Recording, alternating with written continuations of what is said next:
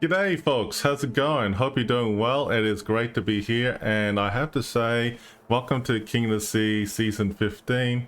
I do apologize that the video quality is a little bit all over the place, but that's okay. Welcome to Season 15, no, not Season 15, Season 18 for KOTS.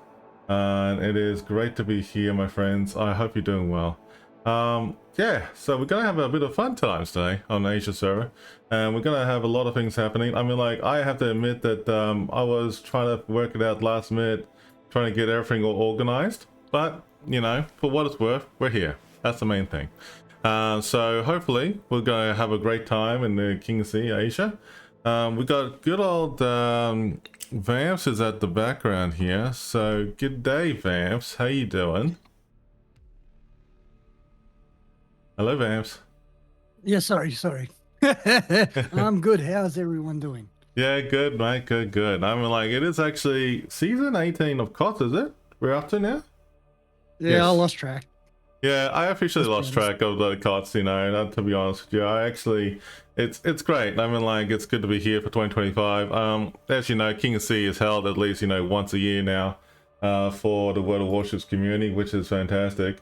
And looks like we're gonna have a bit of fun time with a bit of gameplay and everything happening, but let's go ahead and talk about what is in store with the lineup for the schedule today. Now, this is a pretty full-on schedule, everybody. So we got 6 matches in total, actually, how it's going to be happening. So I'm going to run it through with you all real quick. So we got each of these matches that we're doing the best of one in terms of the first 5 matches we're going to be doing. We'll be casting. It's going to be quick, it's going to be fast, it's going to be dynamic. But because we got so many people, you know, like so many people signed up for it this year, which is great for Asia. Isn't that right? Yeah, well, it's always good to have more. The more teams, the better in King of the Seas. Regardless if they're coming from a background where they've never played in King of the Seas, or an experienced clan like Z52, YYUT, and other clans as such. The variety is very interesting because we have witnessed in the past in King of the Seas where the underdog has beaten some of the bigger teams. That's very true as well. That is very true. And it's actually very interesting to see what is going to be happening going forward with this. I'm in the middle of just triple checking about what is in store for us for Asia in terms of the first match. So we actually got a bit of time up our sleeve just to talk and chill in the meantime. So basically we got enemy versus Z52, Z52 versus RVS. RVS is very good.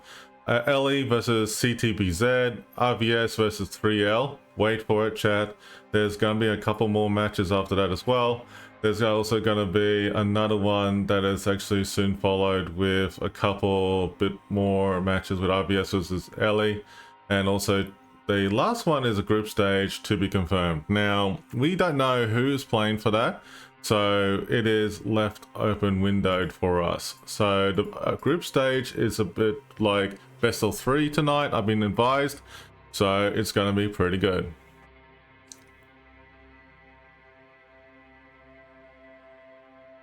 So yeah, I mean, like, it's gonna be a full-on night. So looks like we got King of Sea codes. All right, okay. Yes, we do. All right, exclamation mark KOTS on both channels, on Vamps and 93 as well as mine, is that we got King of the Sea codes up galore for today. Go to your heart's content and feel free to enjoy it. So we got like T3 codes, T2 codes, T1 codes. We will explain it, what the codes are as we go, and if the moderators need to clarify it or the VIPs want to clarify it with us, that's okay with us. But yeah, it's gonna be good. But that's okay. So it's actually pretty cool, man. So yeah, We weren't at first because there's been quite some technical difficulties at the moment. We weren't too sure on what was going to go on there. Yeah. Well, for the first time, I mean, like, in terms of the streaming side of things, for the first time, chat, we're actually doing a three-way broadcast on 3 different platforms on Twitch, YouTube, and Kick, but side by side. So you do have the opportunity to watch it at home on Twitch as well as YouTube and Kick. With that being said, chat, I just want to put it out there that most of the action is always on Twitch, so that you can do what you need to do to get your giveaways and everything from Twitch. So treat it as such that if you want to get into giveaways, go to Twitch, do your thing. And for those who just want to be comfy watching the TV on YouTube, g'day YouTube and g'day Kick. How you going? So for those who don't know me, I'm Admiral Revan, Australian community contributor for World of Warships, and I love it when my camera goes blurry on me because of the lovely thunderstorms we got in the background here. Awesome. we had them this morning and most of yesterday afternoon down in New South Wales. Yes. So we are just hoping for the best with all the weather conditioning and everything as we go here. So sorry about this, chat, about like everything that's happening, but we're gonna try to do the best we can, just adjust accordingly and hope for the best that we don't just get disconnected along the way. So hope for the best. Okay, so let's just see what we got going on. So it's pretty interesting with everything lined up though. So okay, what we can do is that we're going to talk about a couple of things. So in terms of the regionals final weekend, that is coming soon. Now Twitch drops is pretty much that's happening as of next weekend, folks. I do apologize on behalf of everyone here that the Twitch drops for the stream for this weekend is not happening. It is next weekend, and also for where all the counts in the regional finals weekend. But the good thing is you got codes for this weekend happening at the moment, which is great. And on top of it all, I mean, like, there's actually some good rewards for the Asia group, which is actually quite phenomenal. And I have to say that it's a little bit hard to read that from the distance of what it is, but it looks like it's going to be some, you know, good rewards anyways for the groups with the balloon, steel, and all the other diminishing returns as well. But yeah, we got like a whole heap of map pool that's coming into play here. So just to talk about the map pool, we got Land of Fire, Northern Waters, North, Hotspot, Loop, Faroe Islands, as well as Sleeping Giant. All of them are fantastic. You know, like what that's involved there in terms of the map choices for tonight.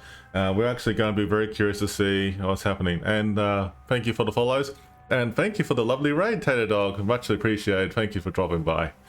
And welcome in, Raiders, from Tater Dog stream.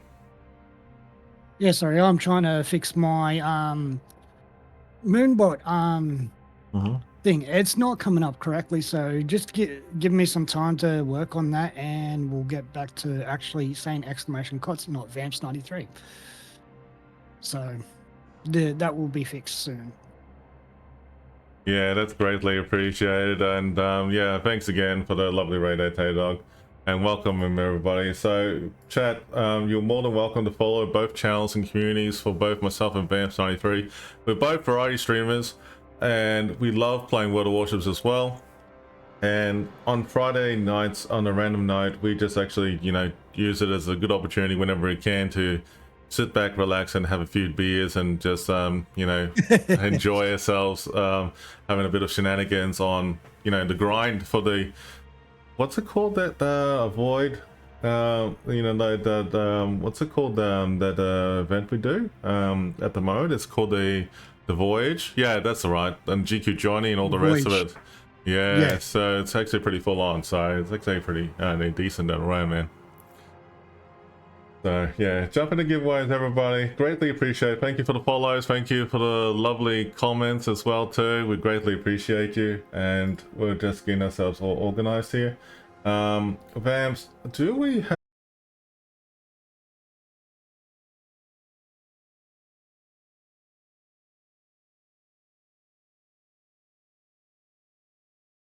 around this? But at the moment, looks like Anime and Z52 are in the middle of still voting. Looks like Sleeping Giant is the first battle that is actually going to be held. So it's actually pretty cool. And looks like that both these groups are... Ooh, I'm not sure about the nationality, but I can recognize the characters in terms of their language. It looks like maybe Japan versus Taiwan, maybe? I'm not 100% sure, but it looks pretty cool. Love the name though. Love the names. We're about to find out, chat. I'll tell you in a second what they are. So, looks like... Oh, okay. So, anime is actually Japanese. And then this group here is... for Z52 is Chinese. Wow. Ni hao. Oh, that's different. So Japan versus China, chat. All right, let's go. So let's go Asia. Let's have fun tonight, and it's great to be here, folks. You probably recognize that we actually started King of the Sea 2 hours early today, and a lot of people were asking the question why, myself included. We found out that we found out that's actually we're worried about thunderstorms and also like a few other things happening behind the scenes. Like a lot of people want to have dinner as well too. So it's okay. I mean, like, I understand that, I respect that, and I think it is actually not a bad thing overall. Despite all the circumstances in there. So it's all good. But anyway, we're gonna go over to Be Right Back screen and get ourselves prepared, chat. But yeah, thanks for the follows again and join in. Later tonight we'll be doing some more giveaways, and also there'll be opportunity probably towards the last half of the stream. You'll be entitled to get some Black Friday containers on this channel from me. So the Black Friday containers, the rule is that if you want to get a Black Friday container, when I talk to you about it, is that you have to be following the channel, present for the giveaway, and when you do win, you give me in-game name and server when you do whisper me, and we'll talk soon. All right, we're going to be right back, chat.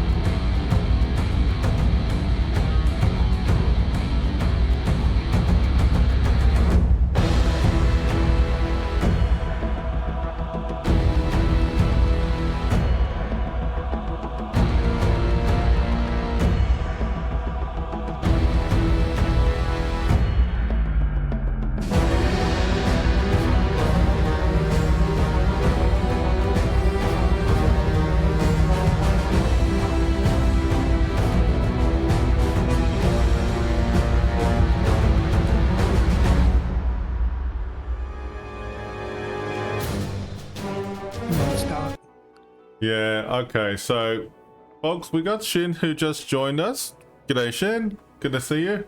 Hope you're doing well, bud. Hello. Good day, Shin. Hope you're doing some fun games. Yeah, it's it. Well, while we're doing that, let's go jump straight into Sleeping Giant video right now while we get a chance.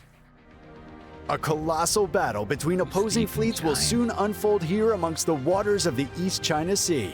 The residents of these islands will shortly bear witness to the thunder and flash of combat, and only one team will sail away victorious. This is Sleeping Giant.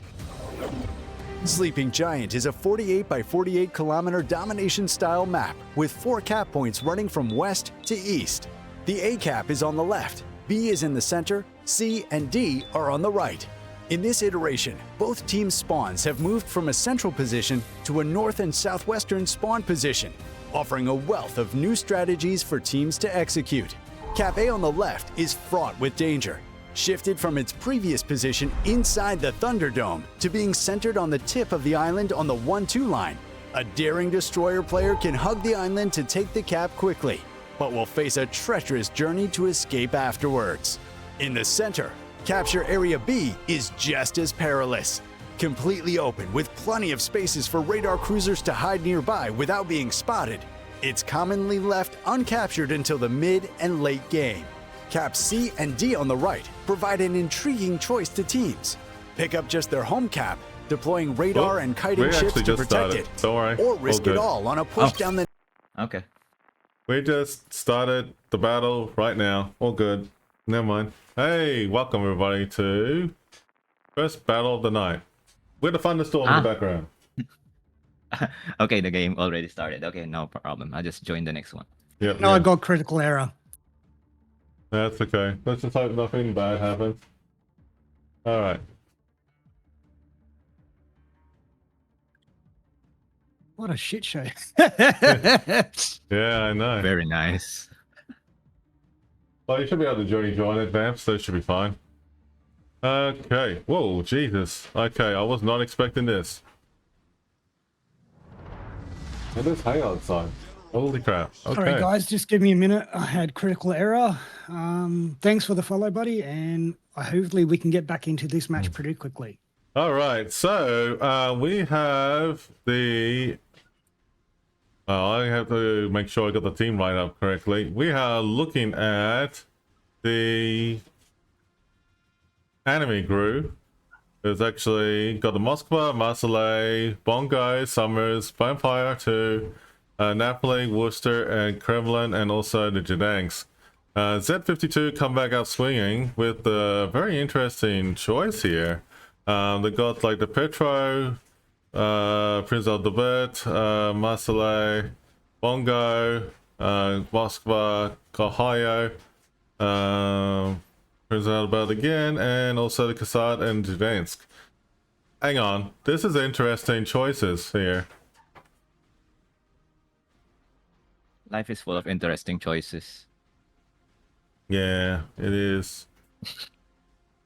It is. Let me see if I can do something to help you out there, Shin, so you can see what we got going on right now. You can try sharing the screen for now. Okay, thank you. All right, there Quite we go. interesting to see on how they're actually dividing up in teams already. Yeah, that's right. I actually can see it's actually going to be a very interesting, you know, battle ahead for this to come. So we'll be seeing what's happening next. So it looks like at the moment at this stage, chat, that we got a very interesting gameplay by the anime crew actually moving in slowly towards A here, and the Z52 have only sent in 2 warships to compensate at the A flank. But it's going to be pretty interesting how we're going to see with all the action that's happening on the 3-way battle at Bravo, Charlie, and Delta. But there's top jostling going on from Z52 already from the Gdansk, which is actually See, what I'm actually interested in already in this match, all right, is the fact that the Kremlin, Worcester, Vampire, and Summers are going to be trying to take on Petro and Prince Albert. They've already got the overlap. The interesting part is where the Kremlin is placed for cross mapping. Yeah.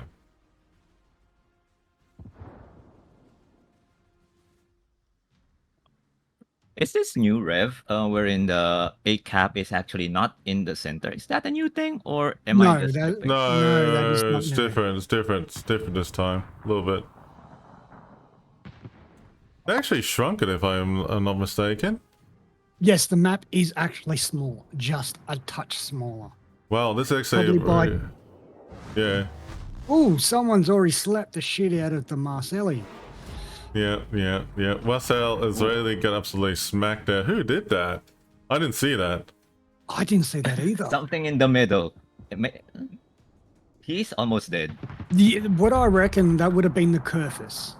Looking at the bases of the angles of the Kerfus to the Marcelli, that would have been the Kerfus. Marcel is Okay, gone that's from the first kill. bongo. That's first kill gone to enemy.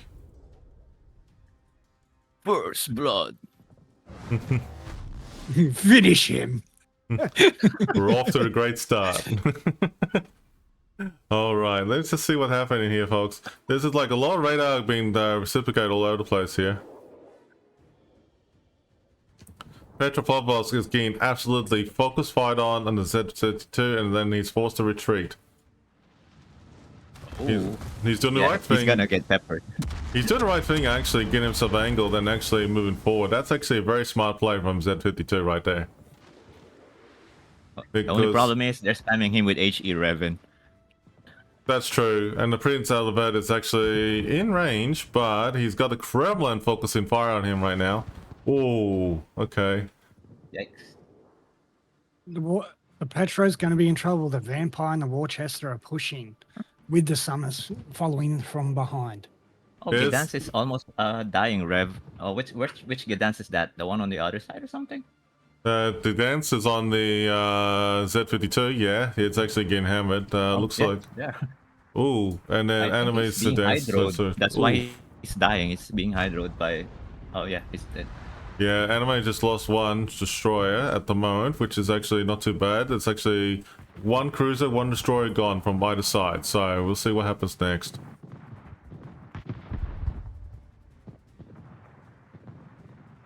Petro is not going to survive if he continues staying where he is. No, he's not. He's actually getting focus fired on, and there's no choice for him at the moment. He has to fall back. He has to, you know, fight away at this point in time. And the Prince Albert is doing a good job of, you know, like holding in there, but he's actually fighting away as well too. Yeah, but the Prince Albert can't help the Petro on the basis that he's being focused by the Kremlin. No, Kremlin's on the other side of the island. The Petro's on the way a different angle, Yeah, mate. but no, that's right. But the Kremlin is shooting the Prince Albert, so the Prince Albert can't defend the Petro against two destroyers and a light cruiser because he's trying to fight a battleship. You mean Aldebert, but yeah, fair enough. Yeah, that one. Well, I'm going to apologize now because I am going to butcher a shitload of names, all right? Realize, you know, refrain from the swearing, please, guys. All right, but yes. Can't help it when you're waiting on plates from the dental. Yeah, understandable, mate. It seems these games are going faster than I expected. Like, there's so much action already. Yeah, this is actually a very good gameplay going on from both sides. So this is a best of one match, folks, by the way. So we'll be going through one battle per round. So these matches are going to go pretty quick.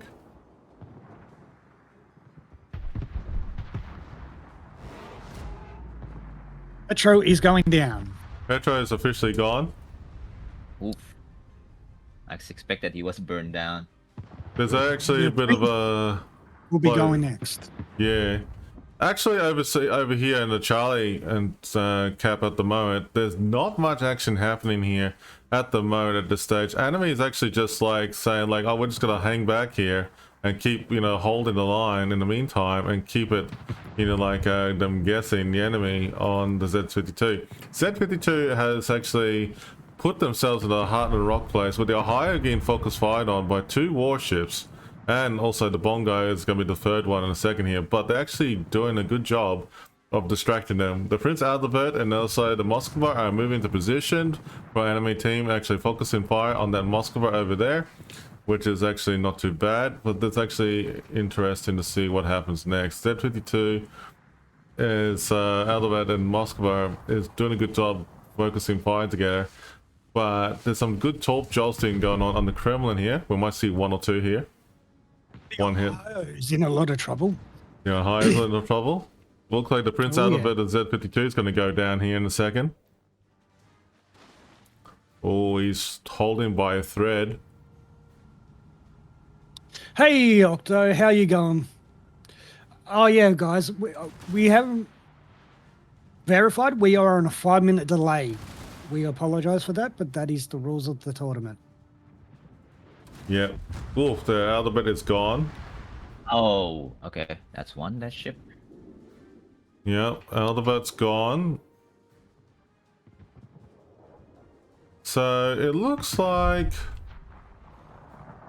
Anime is doing a great job in taking out one ship at a time at the moment at this stage. There's not much action happening over at A flank, so let me just have a look over here. And Charlie, it looks like a lot of action going on here on both sides. Hayo is actually getting focus fired on right now by the anime group, and wow, that was some slapping hits going on here, and that Hayo is gone from the Napoli. Oof. That looked like it was rough. Really rough. Napoli is doing a great job with secondaries and using it very wisely with the smoke on focusing fire on the Prince Adalbert. Adalbert is actually focusing fire and guessing that the Napoli is dead. There's radar going on at the moment right now from the Moskva, so there's a good opportunity for them to actually try and burn that Napoli down, but the shots will be a bit too late to make their kill here. Hello, DB. How you going, buddy? I hope you're doing well.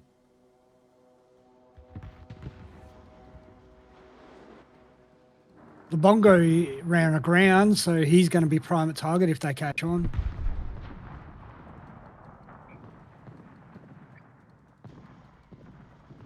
Okay, so the Bongo is going to get probably 1, maybe 3 torps, but oh, 4 maybe. Four torps. Yeah, 1, 2, 3. No, 3. Four, The third one's three. going to miss the bow. The 4th one is going to miss the bow, yeah, dustly. On the Z-52.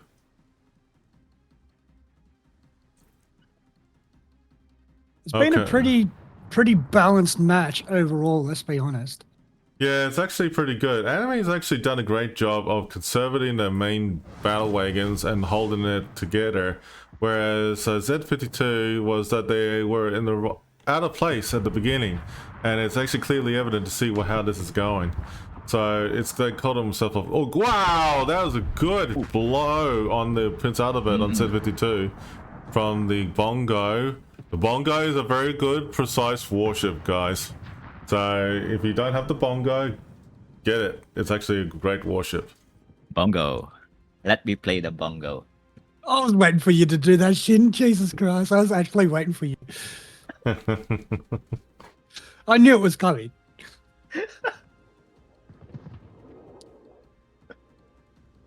Wow. I knew it was coming.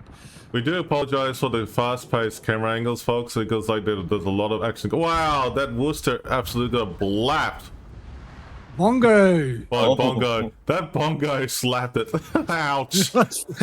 Slapped it. It looked like he got a couple of citadels and a detonation to go with it. Yeah, it was actually a very good hit, though, man. I mean, like, wow. Okay, the Gdansk is Vampire's actually going to take out the Gdansk. Yeah, the Gdansk is down. Okay, this is interesting to see how this pans out now.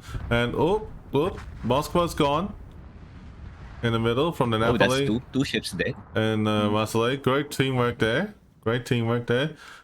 Kassad is actually going to get focus fired on here for Z-52.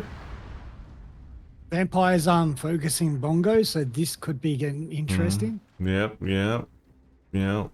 Okay, so the Bongo for Z-52 is actually kaying away at the moment, and he's not unaware he's some torps on the way. Kassad is actually getting absolutely hammered here.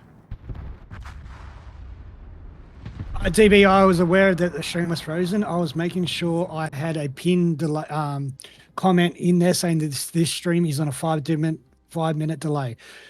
So when you guys actually type to us, we get it instantly, but the visual that you guys are seeing to type into is actually 5 minutes delayed. Yeah. And that looks like an absolute blasting hit right there. Well, Bongo's actually getting absolutely hammered here. The last one there. Oh, to be truthful, when I saw the two clan names, I was not expecting Z52 to actually lose it at all. Well, you actually told me just beforehand, before we streamed the tournament, we were expecting that Z52 might win the first match. But congratulations, Anime. And congratulations, and well done to both teams right there. Well done. That's unbelievable, man. That's a great battle around there. But that was rather interesting. Hey. But as I was saying before stream, at the same time, it's always good to see that the underdogs actually do beat some of these teams like Z52 that actually win clan battles in season quite regularly. Exactly. So that was the first match of the night, folks. So okay, that was quickly, done as unexpected. So it was actually a very good match all around. But yeah, so just to reiterate what's going on here, that we're gonna do predictions in a second here, chat. I do apologize. We're juggling between a lot of things, between everything is happening back and forth. So please bear with us, please. So I'm in the middle of juggling between everything that's going on. The King of the Sea code, I'm drawing out the first winner now. The first winner is Seastrom. Seastrom, if you're here, buddy, go ahead, message me now on Twitch or Discord, and you'll give you the King of the Sea code. It'll be a tier 1 code. We'll give it to you in a second. All right, congratulations, mate. So Seastrom, go ahead and message me when you get a chance. Shin, go ahead, Sorry. ping him, please. Go ahead. With my giveaways, guys, for some reason we're not sure on what's going on with my moonblock. If someone's willing to try !COTS to see if it is actually working, because at the moment I do not know, because when I actually do announce the giveaway, it's actually coming up as quotations Vamps93 in chat. So therefore I do not know on which code it is actually working. There is a technical difficulty there, and we do not know what the issue is. Shin, do you have the ability to do that if I make that happen for you? I don't think so. I'm pretty sure it's only mods can do it. No. Like if you were a mod, like, would you be able to do it? No, don't mod me, Rev. No. Okay. This guy, you're fired. No, I'm just kidding. You're gonna have to do some work. This guy is gonna do some predictions for me. But that's okay. We'll work around it, buddy. But that's fine. Okay, so all right. Give me 5. I will quickly get this next match up and running. There's so much stuff going on, so let's go with the flow here.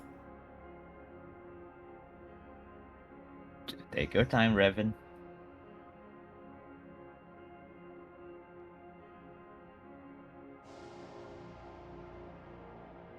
Yeah, okay, cool. All right, just give me a second. 1 second, 2 seconds. That's all. That's already more than 1, Rev.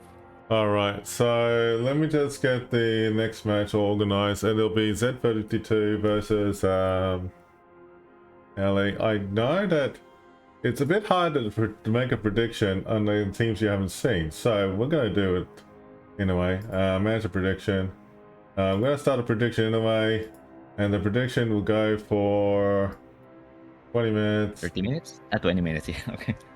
We're gonna do Z52 versus RBS, the next match. All right, I'll leave it to you, chat, to make the next prediction on there. Okay.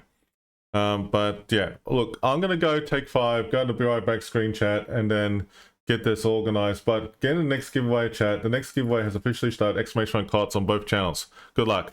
We'll be with you in a second.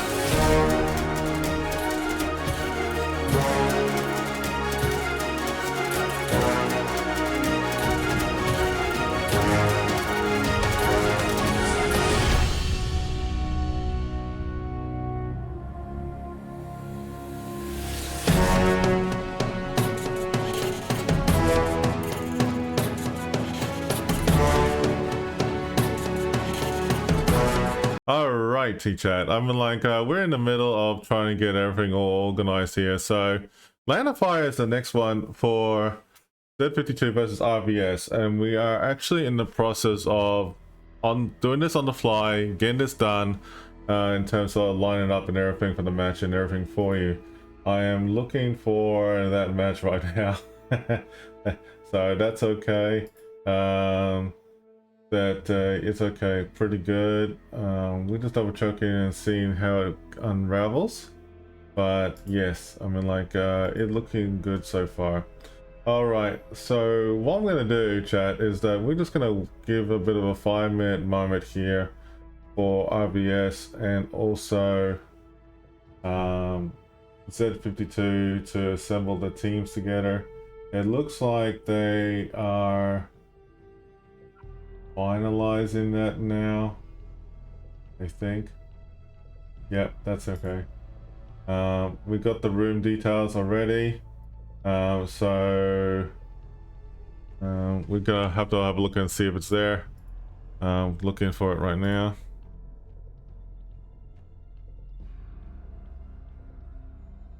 Z52.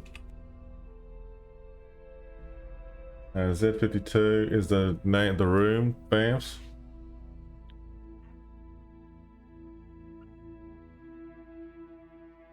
Yep.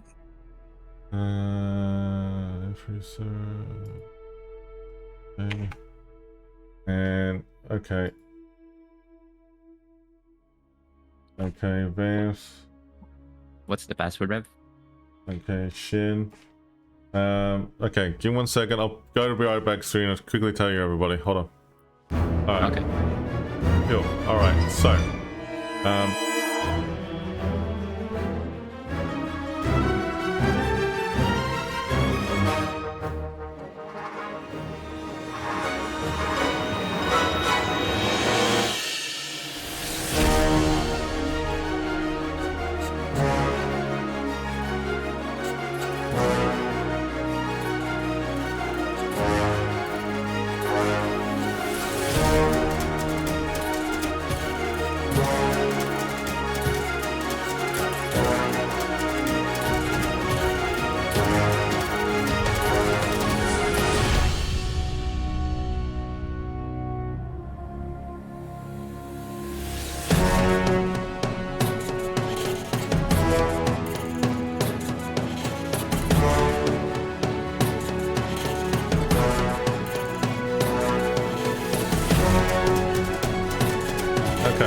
chat.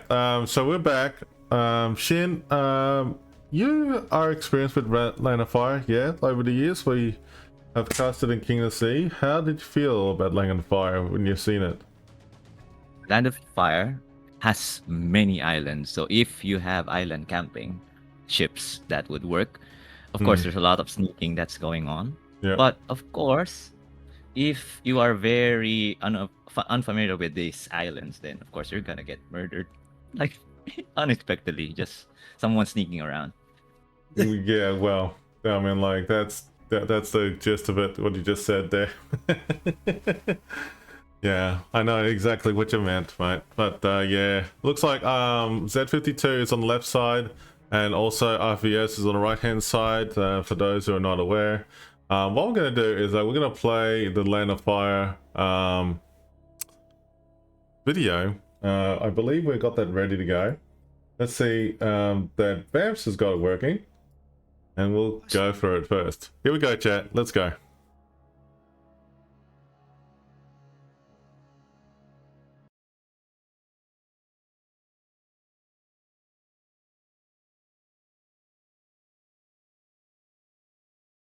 Interesting. That's actually pretty interesting. What happened to the Land of Fire video? Just triple checking what happened there. It got burned.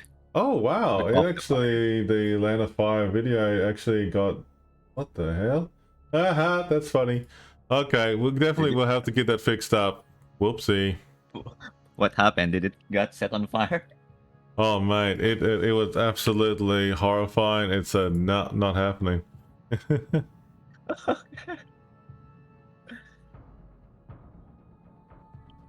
Oh dear.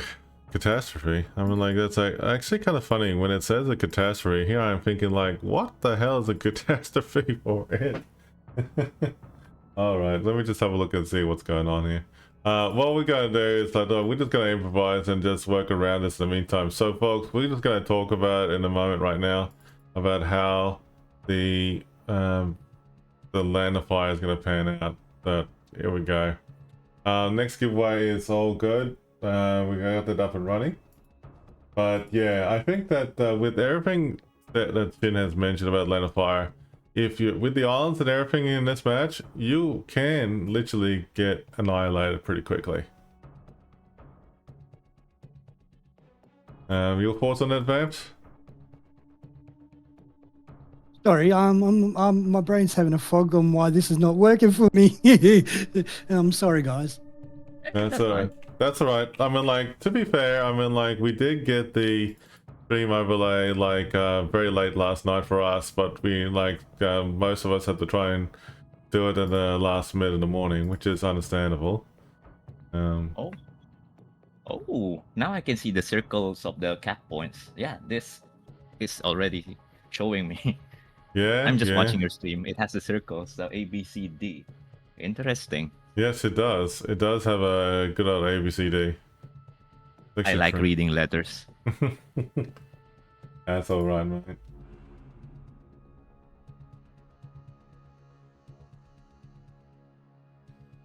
Okay. And speaking from experience, I don't like this map because there are some cases wherein someone will just rush through those islands because they will use that as cover, and then they will delete you because, well, you're camping behind them.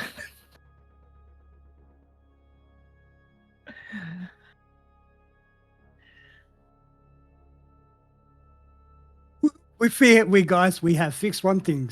Please enter in the draw exclamation KOTS. We have fixed one thing. Alrighty.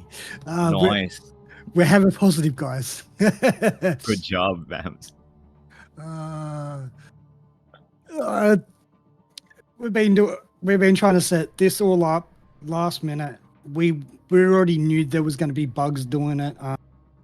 We're sorry for that. We're going to try and improve it so it's better for tomorrow. Tomorrow's a lot of games, but today, obviously, we still are going to have quite a few bugs in the process. Yeah, it looks like in the streamer pack they did miss Land of Fire. Whoopsie. That's interesting. Okay, I gotta have to let them know. Okay, that's okay. I mean, like, look, there's no such thing as that. There's no shenanigans and at all, you know, when it comes to COTS. But there's always shenanigans. yeah, I'm shenanigans. Well, let's go to the game screen in a way because I have a feeling they're going to be lined up in a way in a second here. Anyway, so look, folks, we got RVS and Z52. Please go ahead, shoot in your predictions for the next 10 minutes by the looks of it. On the time of it in this video, by looks of it, it should be good.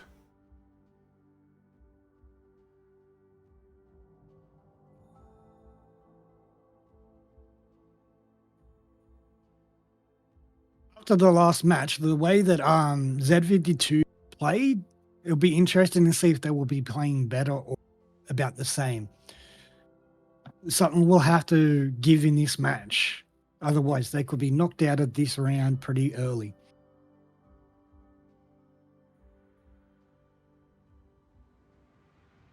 Yeah.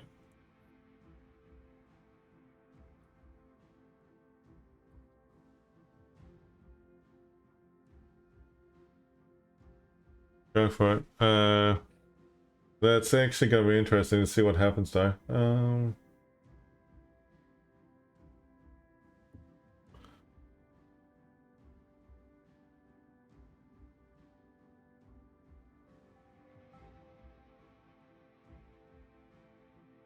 Yeah, okay. Interesting.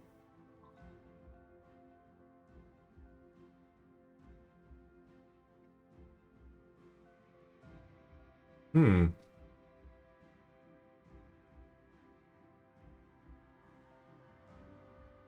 All right. We're just double checking here. I think we've got a couple of things going on.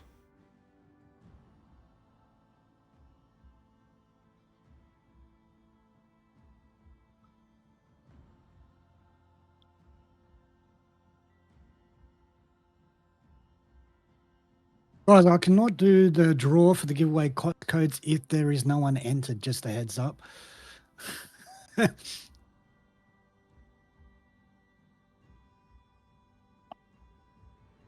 Where's me coffee? Mm-hmm.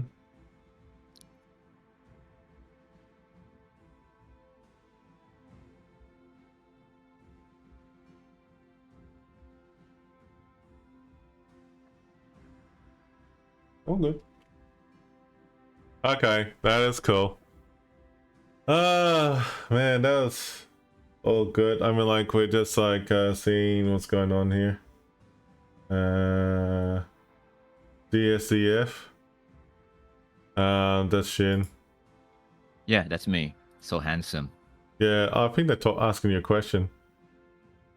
Wait, where are they asking question? I don't see any chat thing here. Oh, okay. They're asking in their language. Oh. They're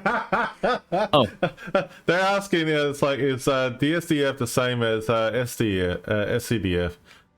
Your answer is poi. No.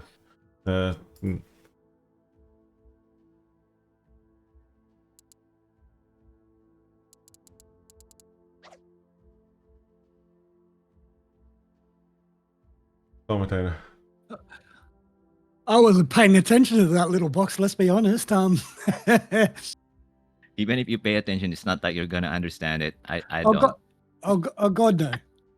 Yeah, all good. I mean, like, we're just gonna have to switch it over here, man. Here, like, there's a lot of ship bands that can be entitled for them to select, but at the moment, it looks like that they haven't made any ship bands at all. I was looking for it. Oh, there are ship bans? I don't see any ship bands. So when I look on the website, like legitimately, they don't have anything out there for it right now, but that's okay. The rewards are actually pretty exponential. So just a quick reminder for everybody, as of next week and coming up for the regional finals for the for KOTS 2025, there will be Twitch drops. Okay, so we're gonna go back to the game screen now because like it looks like they're getting ready to go. I'm showing the game rewards. But yeah, it looks like they're actually coming together. It looks like that both teams are assembled and ready to go. Thank you for the follow, Welly. How are you going, buddy? All right. Okay, it looks like action stations. Shin, you have the ability to commentate now because you're in the room with us, right? Shin? Yes. Are you able to commentate with Vamps for this battle? No problem. Yeah. Oh, all right, go for it. I'll just do the camera angle shooting. It's all on you, buddy. And Vamps, go ahead, you guys, take it over. Oh God, that's a lot of pressure. So Shin, do you want to do RVS and I'll do the camera view on that? Sure, no problem. Go for it. Okay, how do we start this one? We usually list down the ships, right? Yeah, Yes, so, yes, correct. so you talk about the ships, what the lineup is, and then just take it from there. Okay. So, Vamps, I guess you go start because you're on the C52 side. All right, see, we have the Bongo, Araloria, Salem, Moskva, Prince Albert, I believe, Napoli, Adabit, yeah. Prince Van Orange, Mm-hmm. Kasad, and Gdansk. Okay, for the Bravo team, which is RVS, we have Bungo, Sibir, Moskva, Prince Adalbert, Napoli, Laffy, Daring, Marçal, and Gdansk. 4 destroyers on this team, 3 cruisers and 2 battleships. Oh, severe. Nice. That's good to see that running in action. And they have 4 destroyers. Yeah, that's a rather interesting play, having 4 destroyers. It's commonly not something that does get played in COTS due to the fact that if there is a severe mistake, it is easily overrun. Yeah. Pardon me for interrupting for a second, but I have to say, like, 4 destroyers, like, it reminds me of like a while back that, remember there was like 3 or 4 destroyers that are all fast, like a Kubler Maso, that combo? And Yeah. this is different though. Yeah, the difference they wolf pack. These group seems to be splitting up into 4 different directions, which is, in my opinion, a very big risk on the behalf that the main fleet is very heavily divided. You've got 1 cruiser and 1 DD. I'm sorry, but a Napoli with a single DD going to one site is a very bold move on the basis that Napoli can get overwhelmed very quickly if they're not careful. All right, guys, they look like they're doing a heavy push. RSV is doing a heavy push DC.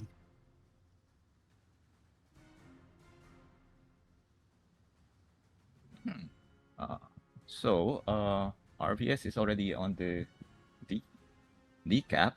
Meanwhile, C52 is still on their way to C cap, right? Yes, that's right, yes. But just from looking at the mini map plus on the overview, right now Z52 clan seems to have a better positioning strat at the moment. I'm not saying that RSV's strategy is completely useless, because it does work in clan battles at times. But do not forget that clan battles and King of the Seas is 2 different play styles. They're very different competitiveness, and very different to play for. Oh, what a hit on the Laffy there. Rev, I did have a question for you. Kindly check that out. Let me know what I should do next.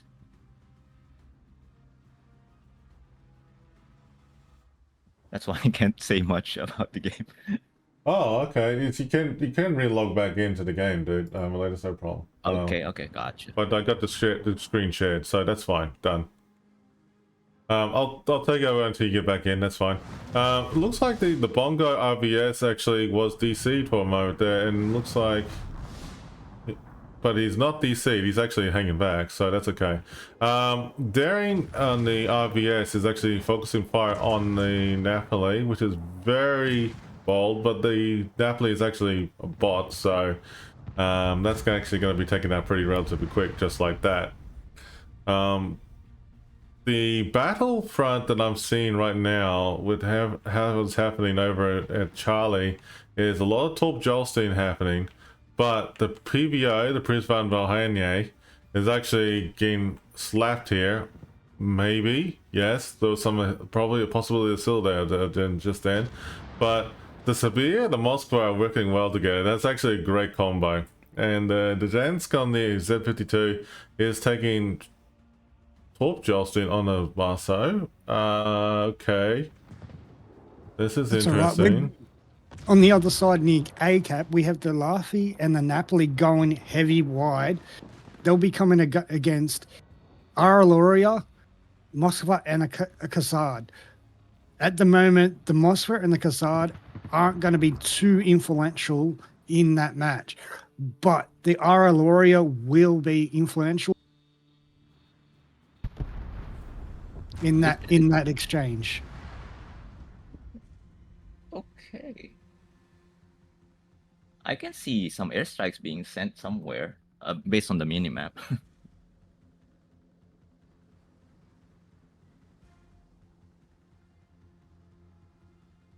I... Okay, managed to load in. Finally. All right. All right. Just continue on where you're at from the left off, Shin. Okay, so as I was saying, someone was using the islands on the, what do you call this? The D side. There's a Marcel and a Prince Adalbert. They're just hanging back in there. I'm not sure if they're gonna try going around because Marcel seems like it's going towards the middle, towards D. Yeah. Like, are you seeing these two? Like, I don't know if they're trying to flank the Gdansk and the Salem. Well, at the moment, I mean, like, the way I'm seeing it right now, mate, is that the Marceau and the Prince Adalbert are working together. So chances are that they're trying to get the Salem off guard a little bit. But at the same time, the Marseille has to be careful because there's 2 ships there with radar. Correct.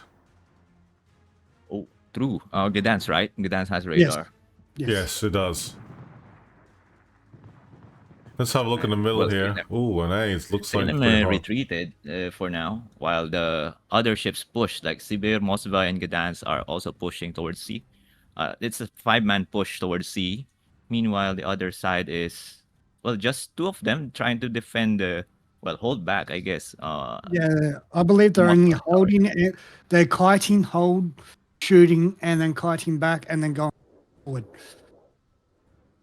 So they're only there as a distraction more than actually trying to be super influential in the battle. The main battle is DA on the basis you get both of them caps. Bungo's gonna take torps. While they have the CD side, that would be the side that you ideally primarily want to win. On the basis that the caps are so close, but the downside of it being so close, that means secondaries come into heavy play. Vams, are you seeing this Moskva? Is he gonna die? I think he is. PBO just went down. The Moskva will be going down because he is low. The enemy is about to win. Okay, so we're seeing right now that the 5-man push is actually succeeding in what they plan to do. Now they have both CD and, well, they control the middle cap as well. So they're ahead in points by a lot towards, well, versus the other team. Yeah, so RSV at this point, with map position, RSV will more likely will win on points. RVS. RVS, sorry. They don't need to actually push or chase any ships in this manner on the basis that they will win on caps. 2 minutes until they win. That is true. All they have to do is hold. Z52 will be needing to push. There's one ship that's very low right now. I'm seeing it here. Daring. Where's that Daring?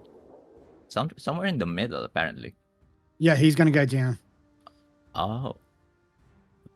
He's trying to hang on with that smoke. Interesting. Yeah, but it's not going to help him because the Gdansk is going to radar.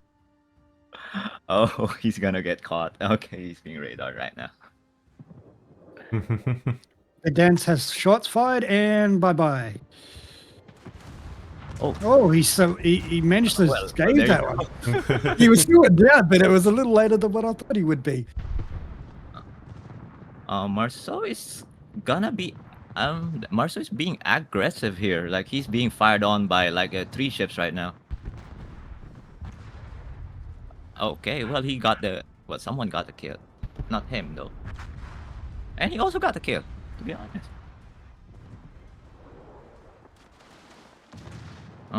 I guess they're just cleaning house at this point.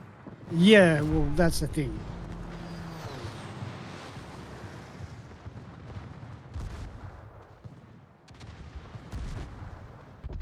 And Bungo is gonna be evading those torps, okay? And that's a win. RSV is the winner, guys. RVS. RVS. I don't know why I'm mixing up my words, all right? Jesus. Reading is hard, man, I know. Shin, you're not helping the matter here. Oh, it's been a long morning, guys. It's been a very long morning. Yeah, RVS has actually really dominated that one there. That's actually a very good win there. But keep in mind that RVS did play very well in the last season for KOTS, which was actually very good, you know, overall for what they've done. So it's actually very well for both teams. So, okay, we got a bit of an interesting plan ahead with the next round to be. So we're going to have to jump out of this room we're in and get ready for Ellie versus CTBZ. So Ellie versus CTBZ is actually going to be the next match that's happening soon. So that is actually going to be pretty cool. As long as I've been playing the game for, and I do not recognize either names, so this could be a very interesting match. Yeah, that's true. I mean, like, mind you, though, I mean, like, they got a big map full there, what they have to choose from. So I'm in the middle of having a quick look and see who is this group of people, because, like, I haven't seen or heard of them before. But they're actually playing the Faroe Islands as the next map. Okay. Now, but do we have the video for it? Let me have a look. Do we have the video for it? No, we don't. Ah, that hurts. We're missing two very important videos. Oh God, guys. Oh God. Okay, I feel What map sorry. do we have? We have everything but those two. That's excellent. I have to let them know. Okay, cool. Anyway, jump in the giveaway, folks. Exclamation mark KOTS on both our channels. We'll draw the next giveaway shortly in the next 2 minutes, which is the 5-minute delay. We are sorry, but yes. Here we go. The next giveaway winner, in a way, is that guy right there. Who the heck is that guy? Yes, exactly. And then congratulations, and then we'll move on to the next one. So the next giveaway, we'll start that now, so we'll give everyone a chance to go for it. I think that was a bit sus, mind you. But I think it's just rigging it, I guess. But anyway, next giveaway has started. Good luck. So the outcome for RVS is the winner there. So congratulations to those who won it. What we're going to do is that we're going to set up the next thing for you all prediction real quick while we can, and while we have the opportunity to do Ellie versus who's going to win. Ellie versus who? 3. Yeah, CTBZ. Okay, CTBZ. So CTBZ, good luck. All right, so as you all know, even though we're on the 5-minute delay, we're here, and thank you so much for the support as well. What we're gonna do is that we're gonna just double check and find out where the hell is this match gonna be. The match is gonna be outside my house. Mate, if it actually did happen in that manner, I would be very surprised. I'll be very surprised, dude. I'll be so surprised. Esports can talk me in front of Shin's house, guys. Yeah. Let's go. Yeah. I mean, like, it's gonna be great. But Street party, 90s style. Thank you very much for the enthusiasm there. I mean, like, okay, moving on. Okay, trying to figure out where the hell is it. Sorry. Oh God. Okay. Okay. Yeah, we're gonna go be right back screen. I'm gonna have to find out where this match is. I'll be right back soon.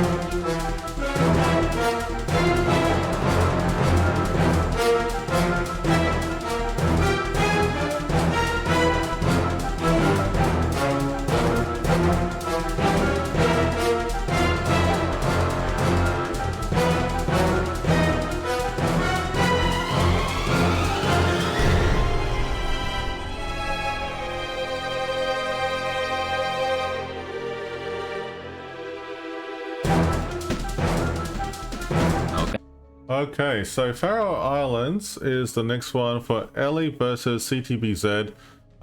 We got the predictions in play now.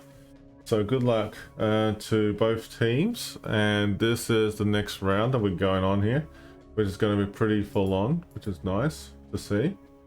Hopefully it's going to be a pretty good opportunity here for both teams. We'll see what happens. Yeah, it'll be very interesting to see because I do not recognize either of these names, nor have I ever come across them in any way. So this could be a very interesting match. Hi, Rats. How you going, buddy? Yeah. Good to see you.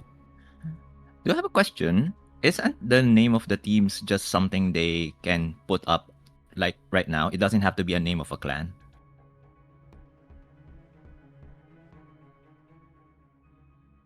Pretty sure that's how it goes. So they can just choose whatever name. Maybe they're actually famous clans, but you know, they just decided, oh yeah, we'll call ourselves CTBZ something. Yeah.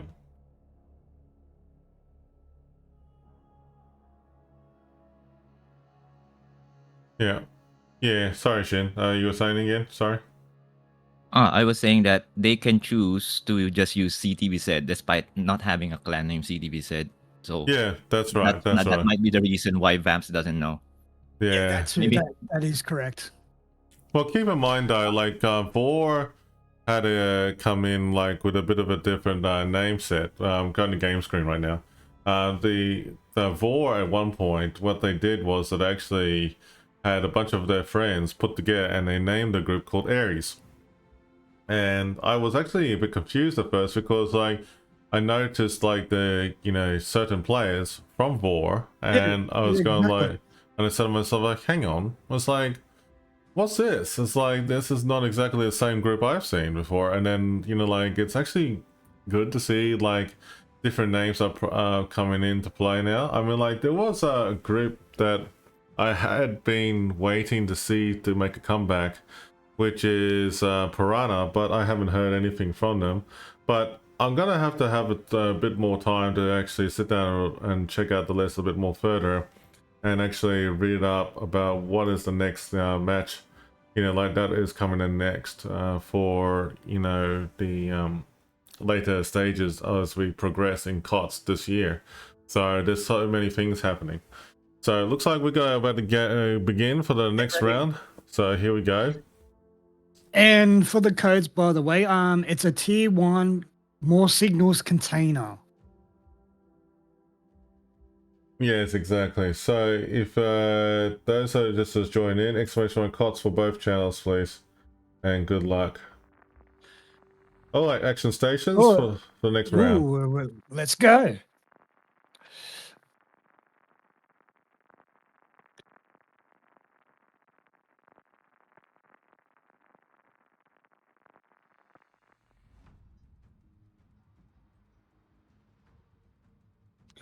Alrighty, Ellie has Yamato, I'm gonna butcher the shit out.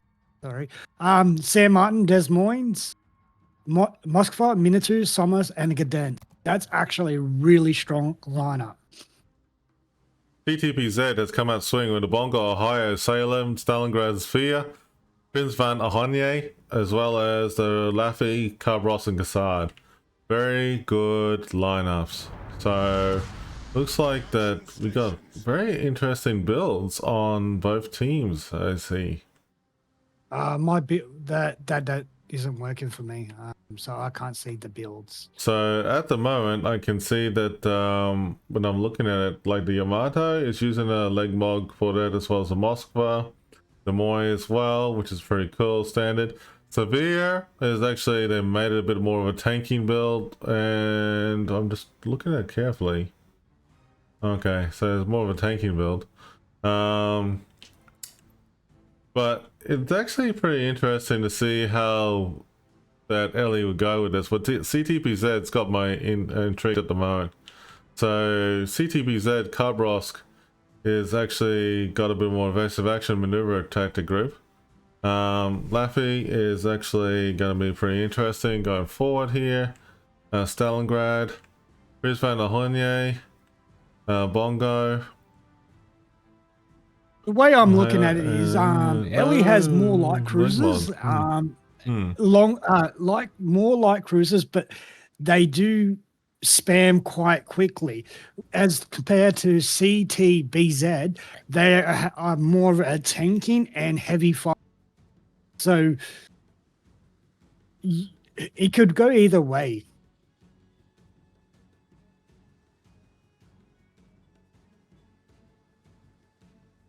Rev, do the camera controls actually work for you? You know, the F1 camera control instruction says space and whatnot. Doesn't work on me. I can just WASD. That's Maybe it doesn't for when you're spectator mode. Okay.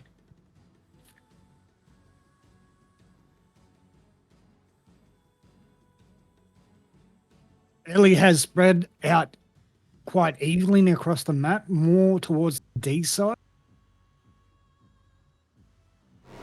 And CTBZ is trying to do a line formation the entire map. Are you guys noticing this Kavarov is reversing into the cap right now?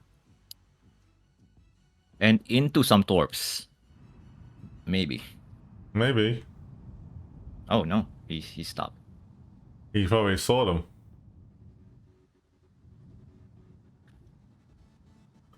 That's actually nice. He saw that. Thank you for the raid there, Ivy Nikki. Greatly appreciated.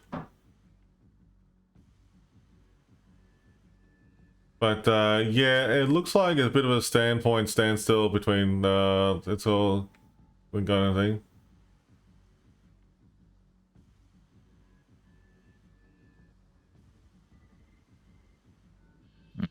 Now Laffy's the one reversing into the B cap.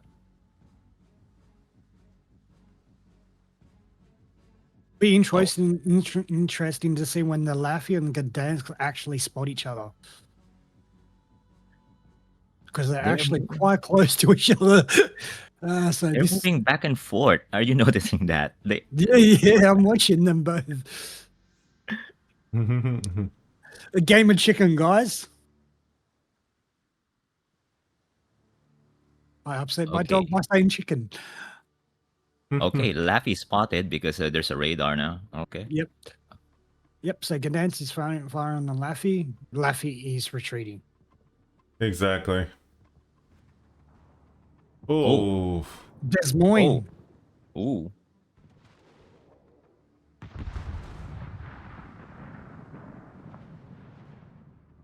And that's the most action we had at the moment.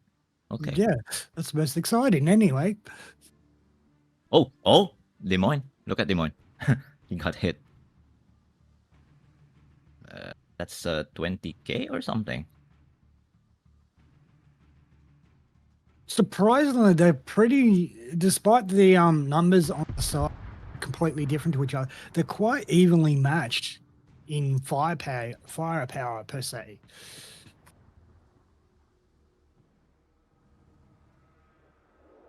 Summers is getting pelted. San Martin just took torpedoes. Summers will more likely go down than not.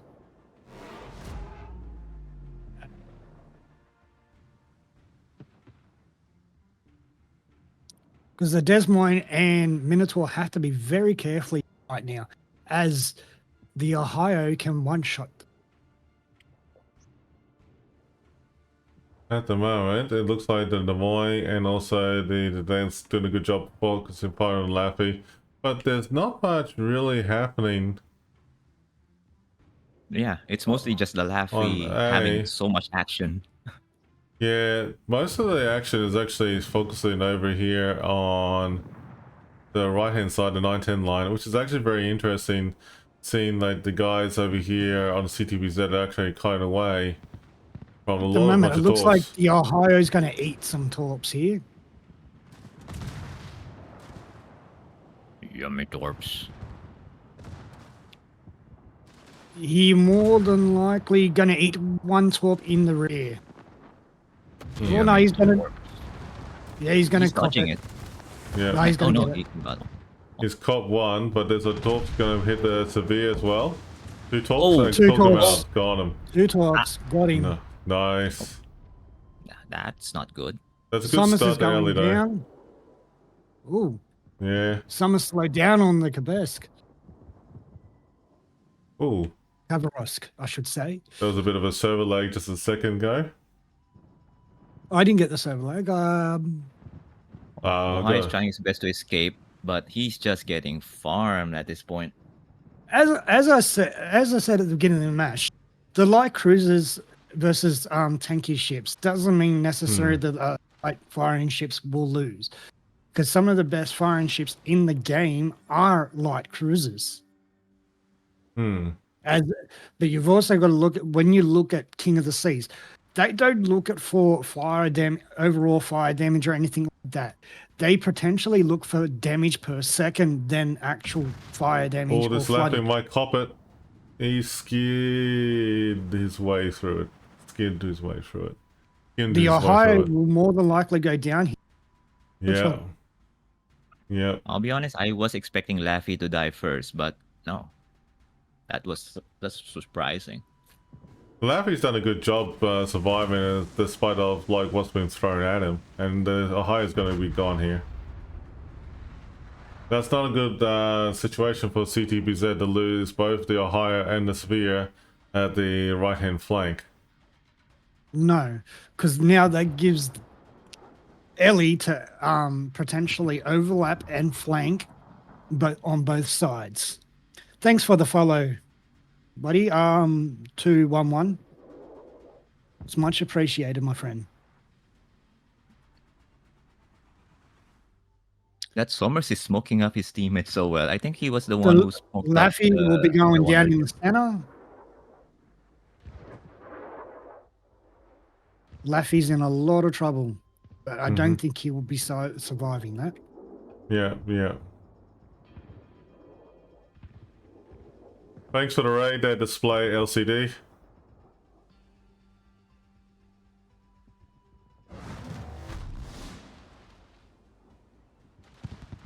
Well, the Kavros is kiting and trying to hang in there. I can see what he's trying to do. He's gonna try to hug the map and the edge here, and actually just glide his way through. But it only can do it for so long. At the moment, CTBZ is all over the place right now. They're not in a good position to win this match at this present. They need to regroup. Yeah, at the moment, I mean, like, as you can see here, that Ellie is actually really grouped up very well over here to the Charlie group, and they can actually push their way through down to the bottom if they wanted to, towards Stalingrad and the Bongo, very easy. But they've got 3 caps with 3 minutes left. Basically, they do not need to. They just have to sit there and lay there and wait. Unless they're in a rush to finish the match, then obviously they will push. But ideally, in KOTS, pushing regardless on numbers, if you've ships, doesn't mean necessarily you will win. We have seen teams in the past with 1 or 2 ships actually beat 6 ships and win the match. Yes. It can be done. The enemy is about to It's not a matter if, it's a matter of when. You know, this Somers impressed me. Like, he had been hanging by a thread the whole game, and he has carried this side of the map using smoke to conceal his light cruiser teammates, and that caused Ohio to die because of the smoke. And of course, the torps to the Svea and the Ohio as well. So much weight had been carried by the Somers. Yeah. Oh, this is going to be interesting for the Gdansk and also the Kassad going head to head. But he doesn't know that the Demoy is there. But, No. And the Sevilla is actually there as well. Oh, this is really disaster gameplay right there for CTBZ, for the Kassad. Absolutely annihilated there. I could see what he was trying to do, but it did not work as planned. Very unfortunate.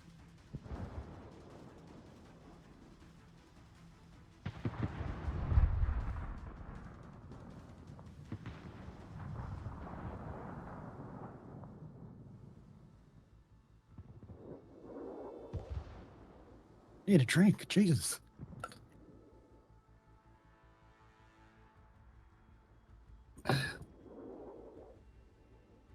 Mm-hmm.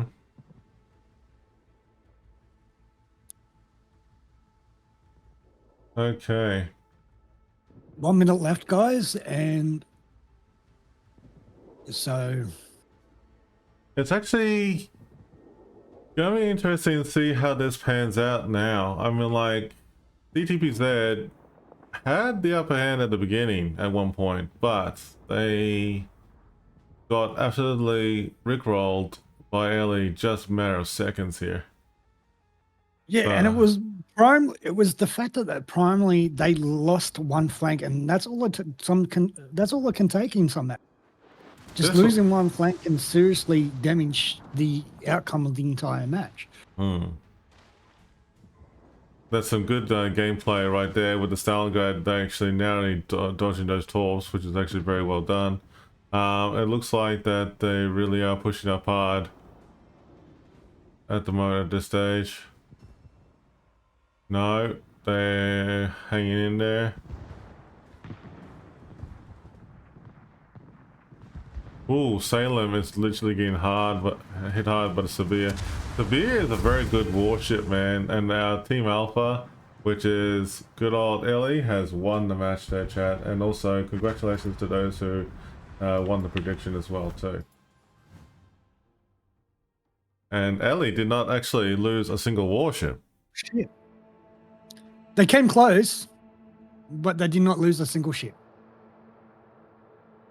No, they didn't.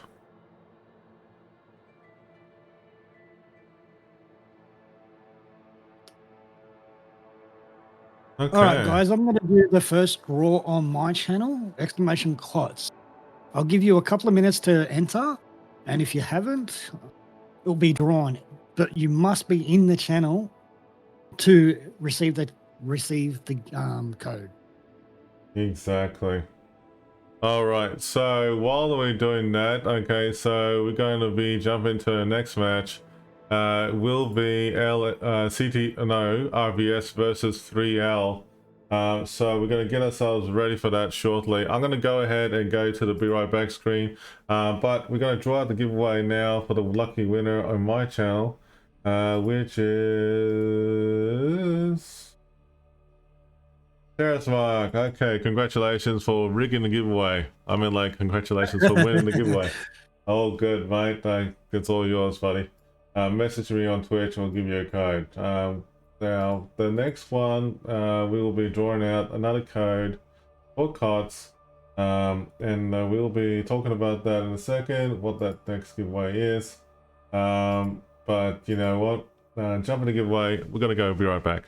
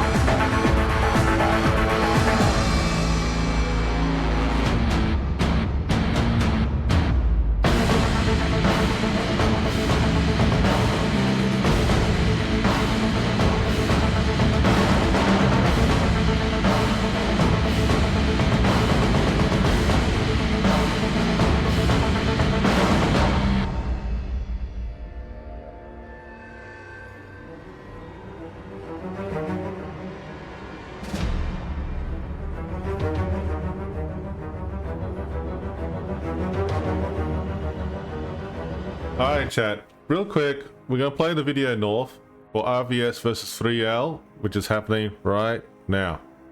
The rocky shores of the North Sea comprise the setting for a titanic clash of enemy fleets.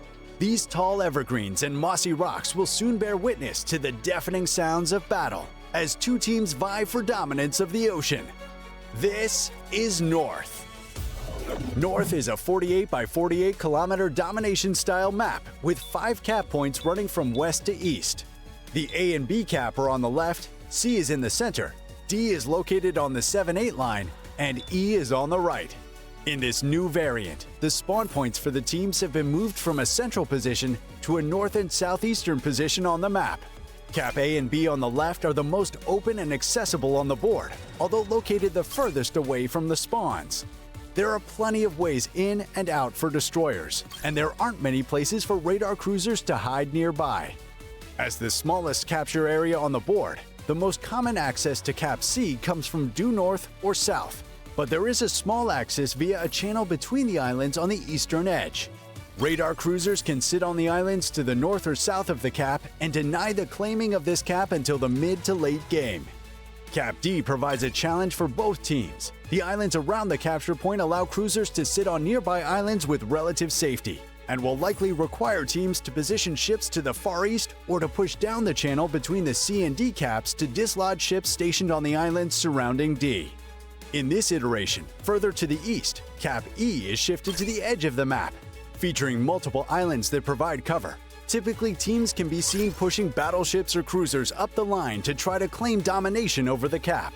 However, the many islands within the E cap provide plenty of cover for cruisers to sit inside of the cap and become an anchor point for both teams. 18 ships, 2 teams, 1 victor. It's time to play North. Okay, action stations for the next round as RVS is going head-to-head with 3L. RVS has come out swing with the Libertad, Severe, Moskva, Brenes, Prince Van Ohanye, Shimakaze, 2 Lapis, and a Lucian. Now, that's a very good combo coming up right here in this battle. Also, the Bongo for 3L is Bongo, Kremlin, Demoy, Moskva, Napoli, Summers, Nafi, Gdansk. All hard-hitting warships here. That's gonna see who's gonna win. Go ahead and Shin and Vamps to take over for this. Radio. I'm gonna set up the prediction as well too.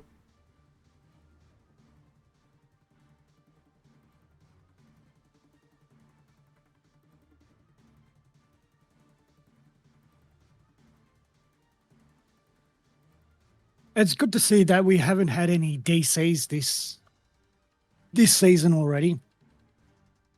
Well, we almost DC'd. I mean, like for us streamers. Well, let's be honest. I've already DC'd twice. All right. Okay. Yes, that's true. All right. Okay, let's go ahead. Shin, do you want to start talking about 3L if you like? Or Shin's not here? Okay, I'll talk about 3L. Okay, so it looks like he's muted his microphone. That's cool. Kremlin, Bongo are going as per strat in terms of they actually moving over towards the DC line. Looks like the Demoy, the Moskva, and the Summers are doing the same thing.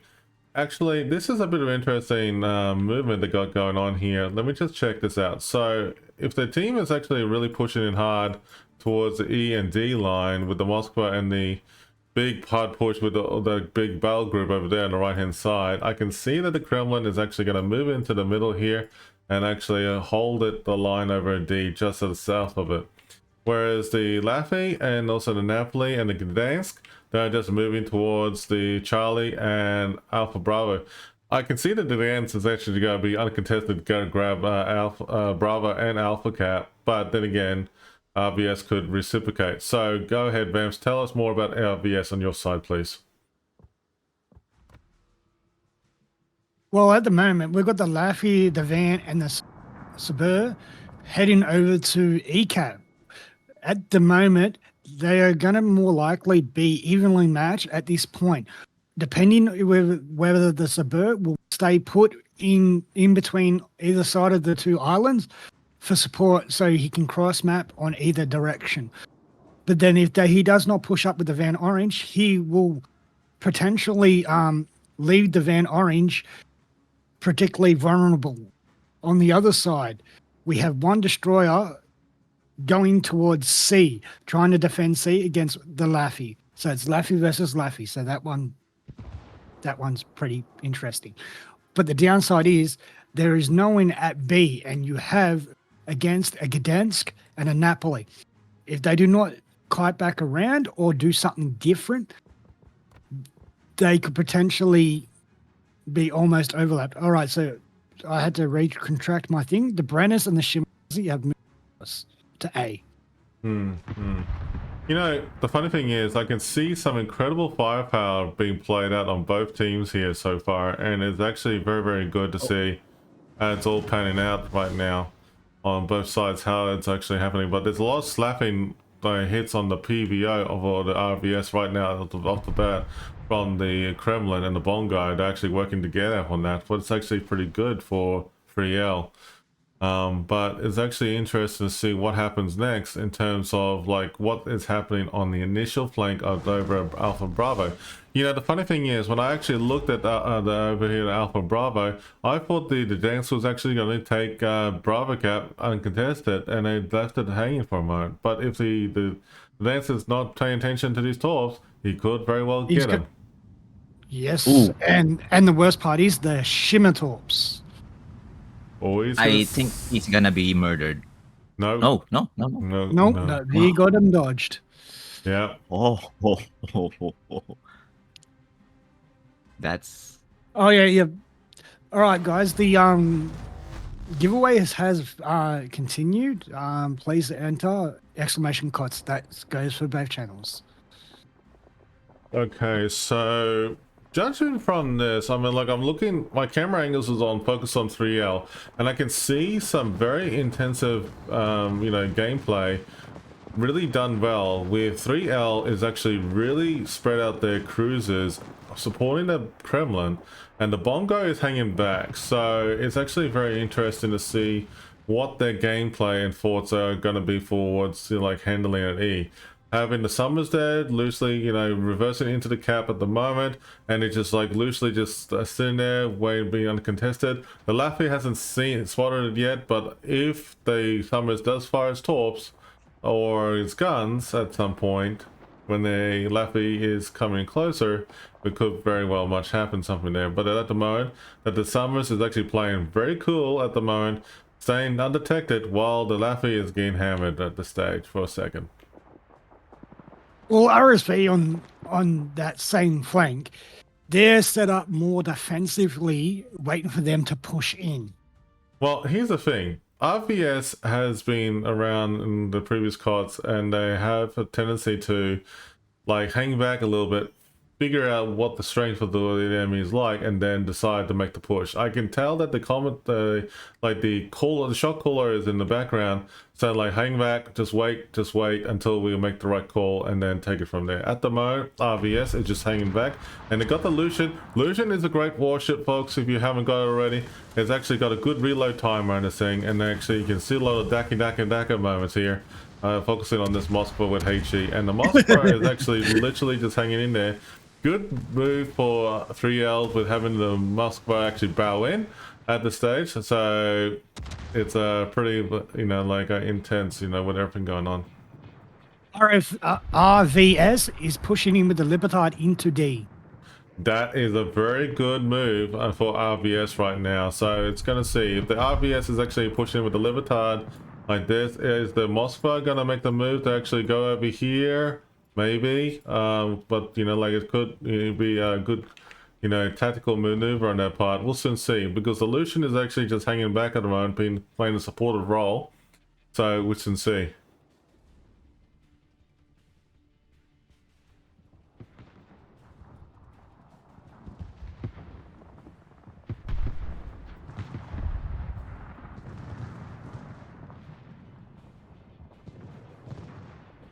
And at the A-B cap, it's a stalemate at this present second.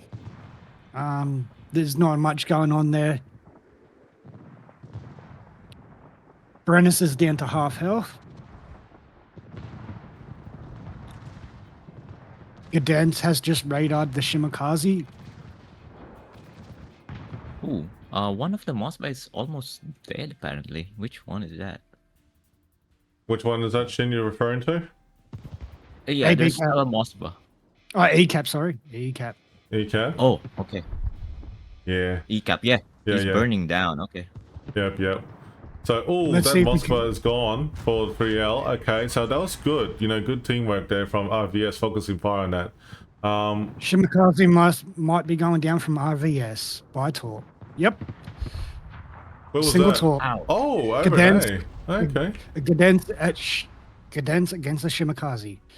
Oh, Which leaves Brennus, Yep. leaves the Brennus all by himself.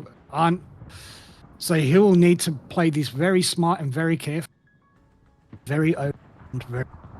Yep.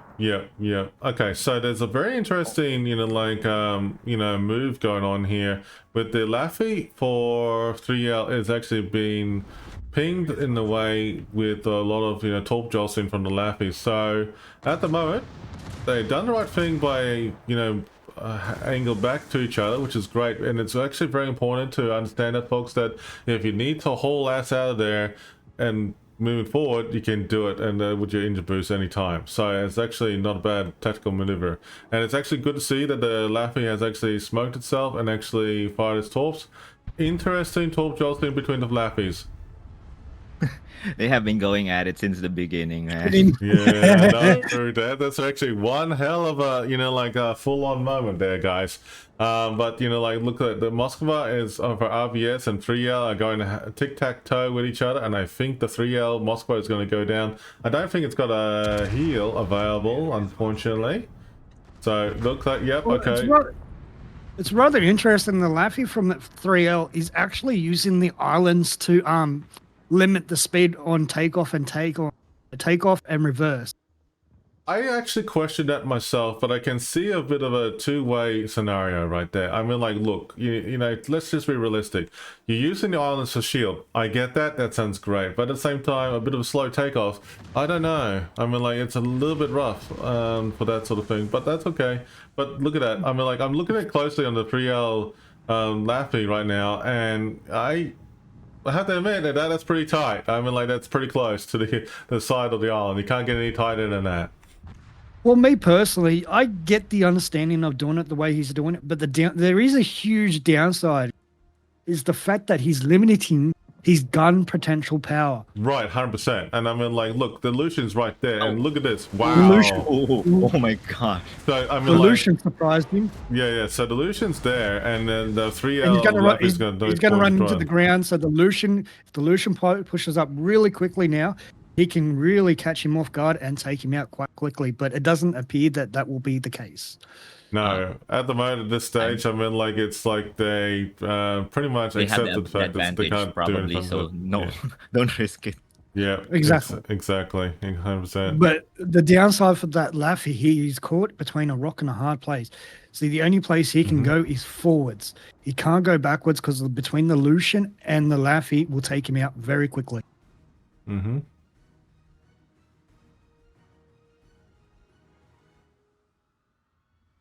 Okay, Summers is just camping there. Okay, Yeah, interesting. yeah. He's gonna be hydroed soon. Mm-hmm. Oh, What is okay. what is surprising though, at the AB side, the Brennus has survived pretty well against the Gdansk and the Napoli. Oh, you're correct. He's still alive at this point. He's still alive. I am not saying that he won't go down. That's quite a huge possibility. But if he really knows the understanding of playing the French light heavy cruiser, I should say, he will certainly know on how to maneuver that thing. That Summers on the 3L got absolutely hammered there by somebody, and I think it's a Moskva. And I think there's a lot of action going on here between the Moskva and the Severe. Torps are going in towards homing in onto the Moskva, and the Moskva is actually for RVS is actually No, dodge it. gonna miss him. It's going to be a great move there, but the Summers The is last getting taken out. Thomas, yeah, is going to be down. That is a beautiful gameplay between both RVS, with the Laffy moving into flank over here, and also the Moscow pushing in as a decoy. Well done, RVS. That's a good move there.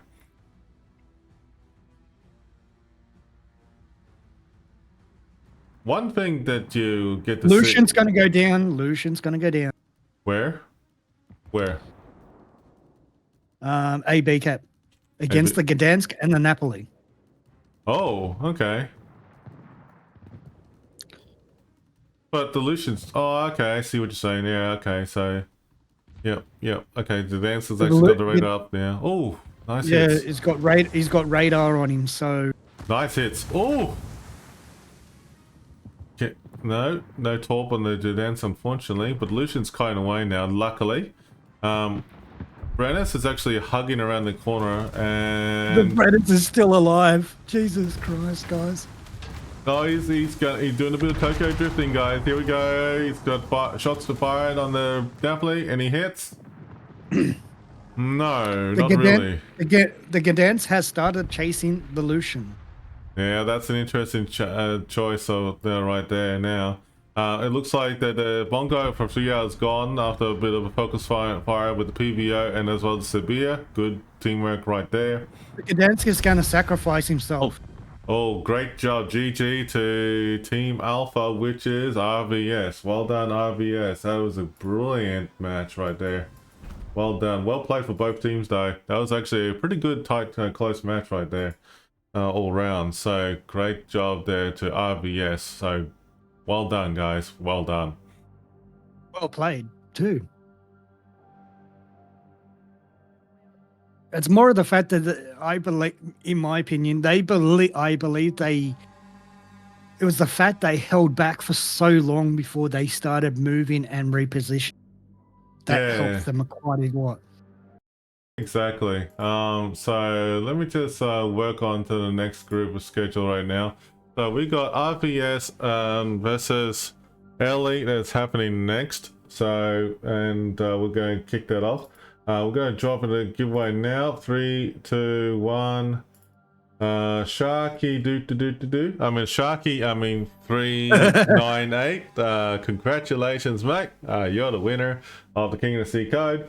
Go ahead and message the Admiral, please. Thank you very much. All right, guys, we'll do my giveaway now as well.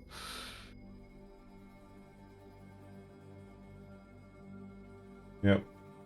All right, so this person, GZH, are you in the chat still, buddy?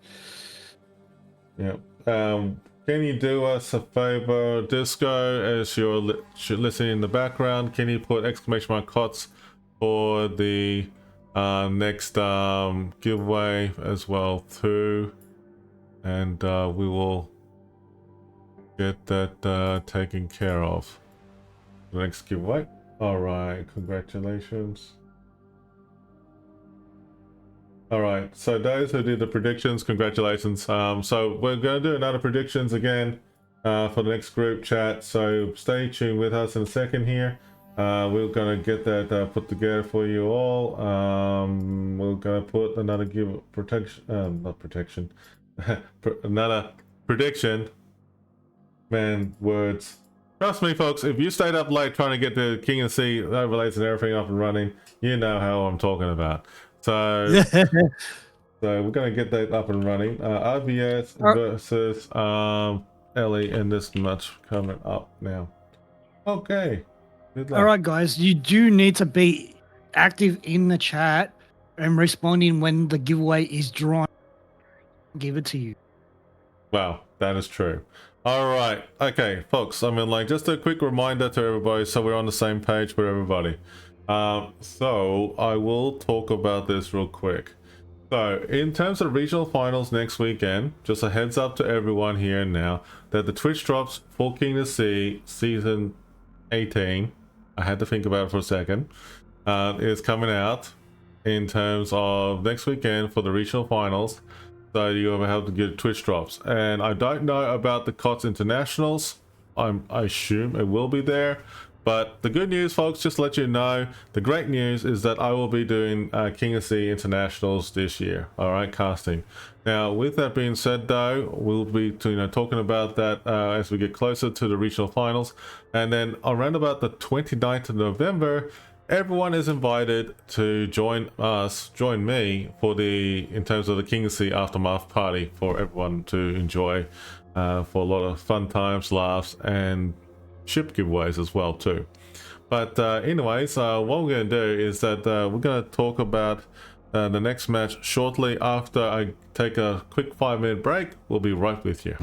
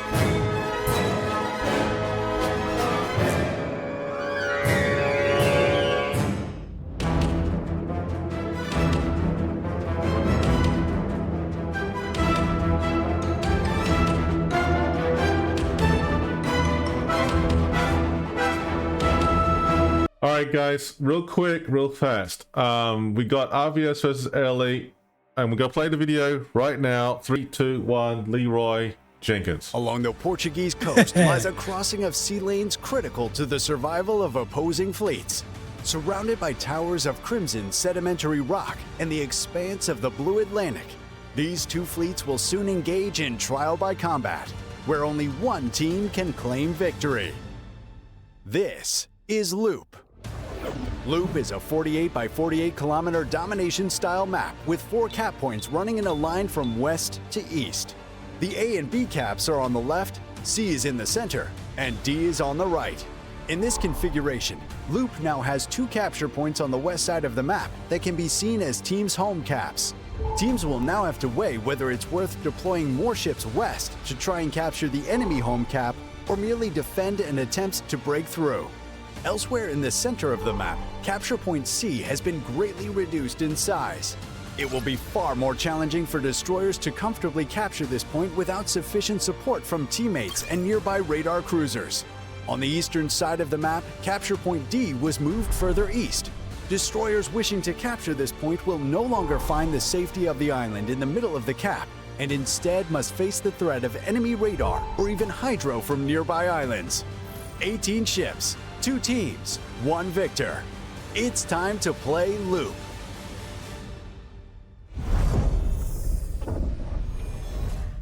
All right, so we're looping to it. I mean, like, no pun intended, chat. I mean, like, it's all good.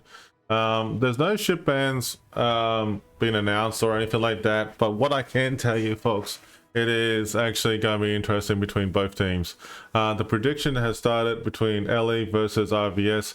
You're more than welcome to jump into giveaways right now as well too. We've got plenty of giveaways to do, so go ahead and indulge yourselves, okay? So good luck. I mean, like, it's a great time for us all. I mean, like, it's actually going to be interesting to see what happens next. So with the people who are just winning giveaways at the moment, left, right, and center from us, please bear with us. We are doing the best we can to get back to you and respond in a timely manner. We do appreciate your time and patience, and we love your support as always too. One time is that the storm has actually subsided a little bit. I'm really glad it has, but at the same time that the camera is actually having fun playing up, which is pretty awesome too. I mean, like, you gotta keep it up, keep on touching it all, man, with everything happening. You know, let's just be realistic, folks. I mean, like, when the storms are around happening at the time and it's like all happening left, right, and center unexpectedly, you know, you just got to do what you can do best anyways, despite of the circumstances, whatever it may be. But that is cool. We've got blue sky here currently, but how long that lasts is a story. Yep, that's true. So what do you think about the battle's going to be like with the for Loop guys? What do you think? Well, at this current point, just seen on, because we've seen both teams play right. RVS. Yeah, you got it right. Hasn't. Shut up, you. You're not helping my matter here. They seem to be behind a little bit than other teams. Ellie's been pretty strong, so I'm leaning towards Ellie.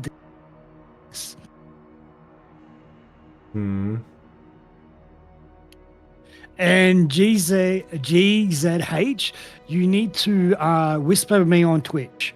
If you cannot whisper me on Twitch, please say in chat so we can work out a different. Best way to talk to each other in Discord is actually easier, folks. If you're having trouble messaging us on stream, message us on directly on Discord. We all both have Discords, so you're most welcome to join us on the Discord and be part of our communities. And that's the best way, I think, very quickly and securely you can get your code. But anyway, Shin, I'll get you to do a quick 2-minute summary before we actually jump into the actual map itself and the batch. So quickly, your thoughts?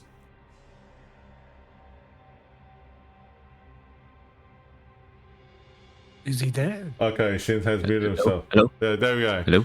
There you go, Shin. Go. 2 minutes. Oh, you're saying thoughts on this map? Yep, go. Yes. I don't know. There's a lot of islands, Rev. So many islands, so little time. We're gonna see some action again, similar to what we have been seeing so far. There are people who hog the islands and using them, well, maximizing them as much as they can. And, well, I really have no idea. Some of the matches were fast, some of them are a bit passive, so who knows? Who knows? Yeah. All right. Well, let's go ahead and go to the main game screen because, like, I have a feeling that the team's about to be starting up in a second here. So we are pretty much all set, ready to go. So we just have to wait and see what happens next. While we're waiting quickly, Rev, can we go to the B back screen? I am on there. Oh wait, hold on. No, wait, hold on.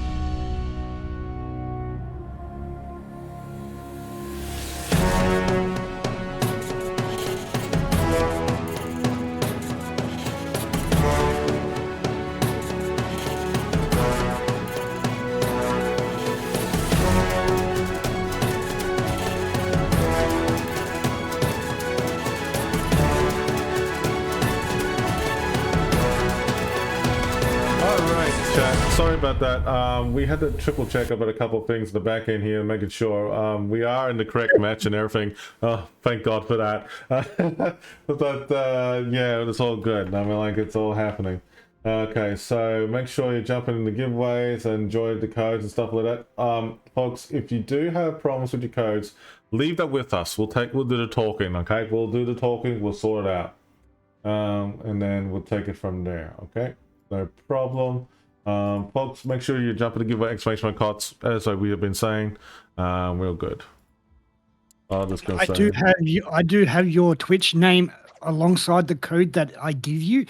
So if there is an issue, there is a way that I will have your Twitch name, so it will be all good. Okay, it looks like both teams are ready. So you have voiced up saying streamers are ready. I think it's good to say with action stations. Okay. Okay,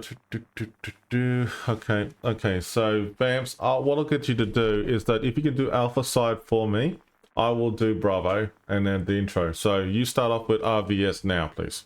Go for it. All right, we have the Bongo, Sabir, Des Moines, Marcelli, Severe, Laffy, Cabarros, Danelli, and Ragnar. Very good combo though. I haven't seen the Ragnar in a while myself, but anyway, never learned alongside the Danelli. Yeah, that's true. I mean, like, okay, so with Ellie's move here, they got Bongo, St. Vincent. That's a good ship there. Des Moines, 2 Stalingrad, Sphere, Haragumo, Laffy, Yu Yang. Now, I haven't seen the St. Vincent and the Haragumo in a while, but they're both very good warships in this Kingdom Sea. And it's nice to see that Stalingrad's been put into play here. And 2 of them even. That is very true. Just by looking at it very carefully on the builds on Ellie's lineup, it looks like they got a very good, you know, standard build here. And they got like concealment, not concealment, consumables more for the Severe, which is actually pretty nice. Also, the Haragumo's got a leg mod for that. And the Laffy is actually getting pretty cool with everything they have lined up there. It's actually very nice. So far, I mean, like, it's actually a very good, you know, lineup for and plan what they're going to do here. At the moment at this stage, the Yu Yang is actually going towards D alongside with the backup of the Haragumo, Stalingrad, St. Vincent, and then Des Moines as well, coming in the middle here. So that's actually very nice to see that they actually moving up that way. So that's actually going to be pretty good. The Laffy is actually going towards Charlie, and then the rest of the group is actually going towards Bravo. Now, let's just see what Vamps you can take over here and talk us about what RVS is doing. Okay, hang on. I am on the wrong side. Mate. All right. Come on. Get with it. Come on. Shh, shh, shh, quiet. All right, so it's quite interesting to see that they are sending the DDs out so far away from the support ships, but we have the Severe, Denali, and Laffy somewhat decently apart, with the Bongo pulling up the rear towards D and C. And then you've also got 4 ships at A, and they're going to be going against 3 ships. So that could go either way because of the depending on who's on the other side. Because of the way I have my set up, for some reason, I don't see the ship names properly. So Stalingrad and Siva that we're up against, and a Bongo. So pretty decent ranged ships they're up against on that side. Yeah, I'm actually curious what the RVS's Severe has got that commander with the 3-point with Adrenaline Rush. That's actually a very good choice there. I like it. But it's actually interesting to see. Oh, Laffy is getting toe-to-toe already in the battlefield right now. Here we go. Laffy versus Ellie and RVS. And Ellie, oh man, Ellie's Ragnar. Yeah, Ragnar's in that. Ellie's going to lose that Laffy pretty early if he's not careful. You know, the funny thing is, with the Ragnar, the one thing I love the Ragnar is that it's got radar, and it's got good reload timer with the guns. Aside from that, I don't believe it doesn't have any other beneficial features. It reminds me of like the, what's it called, the Tier 9, like Netherlands European line, like the Friesland and the Groningen. Remember that? Like that has like good reload time, and then just have guns, no torps on the destroyer. That actually is pretty good as well too. But the only difference that between the two is like that ship Tier 9 doesn't have radar. But look at that. That's actually pretty cool though. Oh, Sphere is hanging back here on Ellie. Interesting play. The Ragnar and the Khabarovsk teaming up together. Whereabouts, mate? At BCAP. At BCAP. Oh, okay. Interesting choice. All right. Yeah, it looks like the Ragnar Khabarovsk are teaming up for RVS at a BCAP, and Ellie, Svea, and Stalingrad, and Bongo. It's a good triangle combo right there. The Khabarovsk being detected by radar. Yep. At the moment, I'm going to quickly have a look at DCAP. It looks like that. Oh, hang on, this Laughing might get some torps. That was close encounter. All right, moving on.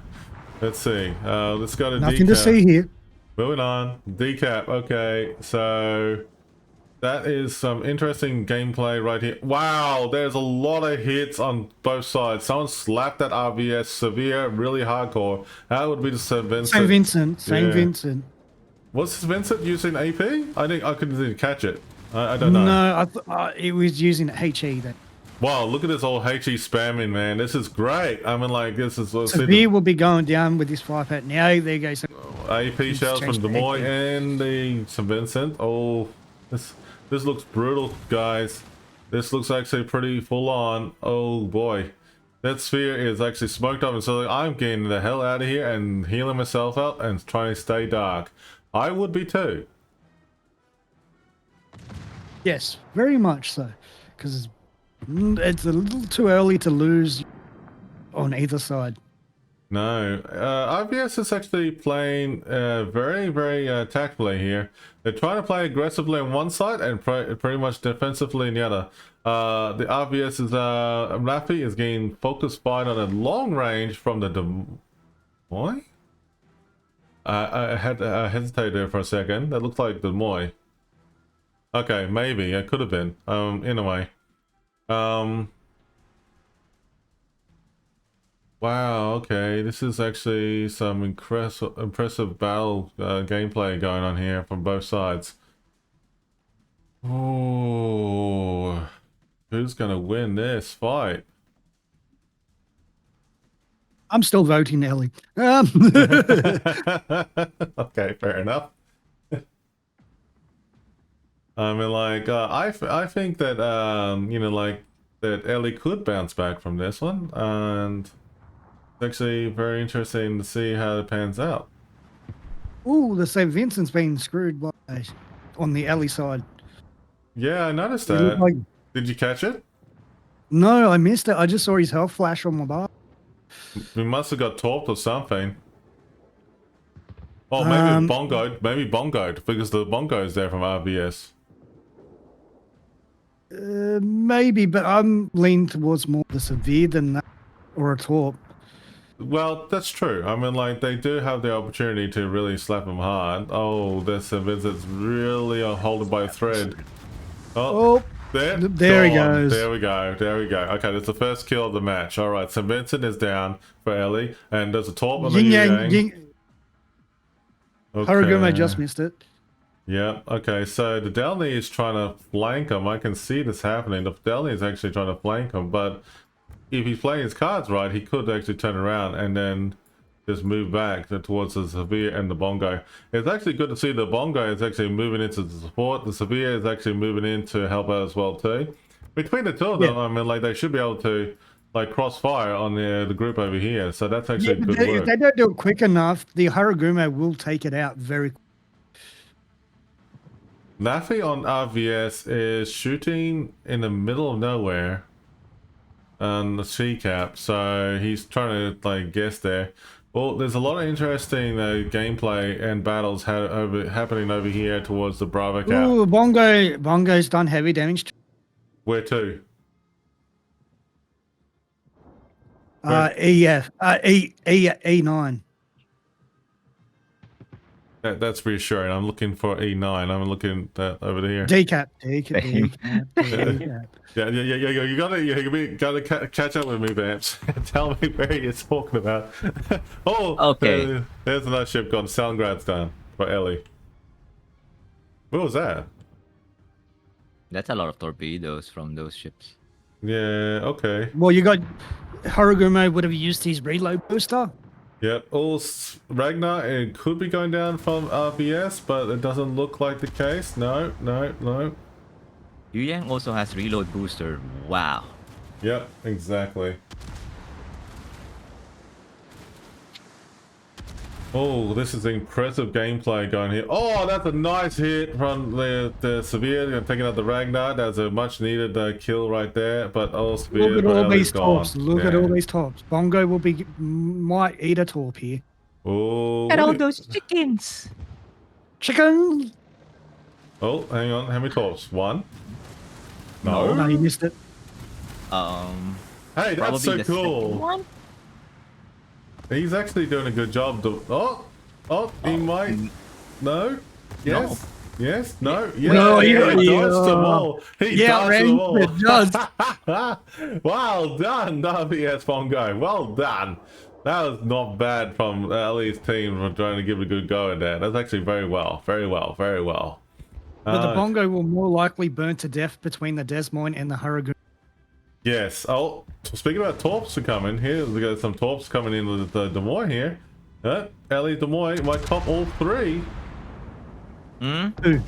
Three. Oh, that was just that's weak torps though, but at least from the Severe or the Delny, but it's actually not bad. Okay, so well, you know, it's actually good. You know that the Severe is actually still surviving. The Des Moines is still surviving. Looks right.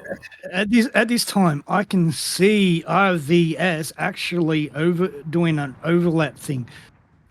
They're actually cutting back towards the main fleet at B caps very slowly, drawing them. So they're trying to regroup very slowly. So you're talking about like the group over in the 910 line actually going to make a move and basically push in behind the Charlie Cap. Are you referring to that? Yes. That's how it appears to be. Doesn't mean necessarily that will be exactly what will happen, because the Bongo is being heavily fired upon. Yeah. Same with the Denali. So if they don't go dark very quickly, and the Moy went down on Ellie just then. Whoa, Severe! Whoa, I did not see the Severe go down. It went down to a Laffy. we're gonna have another ship go down here. What is it? Oh, Stalingrad, maybe? Yeah, Stalingrad. Yep, there you go. Stalingrad's down. Okay, and Haragumo's down. Wow, okay. Wow, this is... Okay, this is unreal. RVS has pulled something out. Yeah, I noticed this. That's unreal, mate. That's good gameplay right there from both sides. Bongo for Ellie is actually running. He literally has no choice but to run, and just probably might be able to shoot the Moi if it detected it, but it looks like not the case. At the moment of the stage, the Laffy on Ellie team is actually just hanging back towards the Charlie Cap at the moment at this point in time.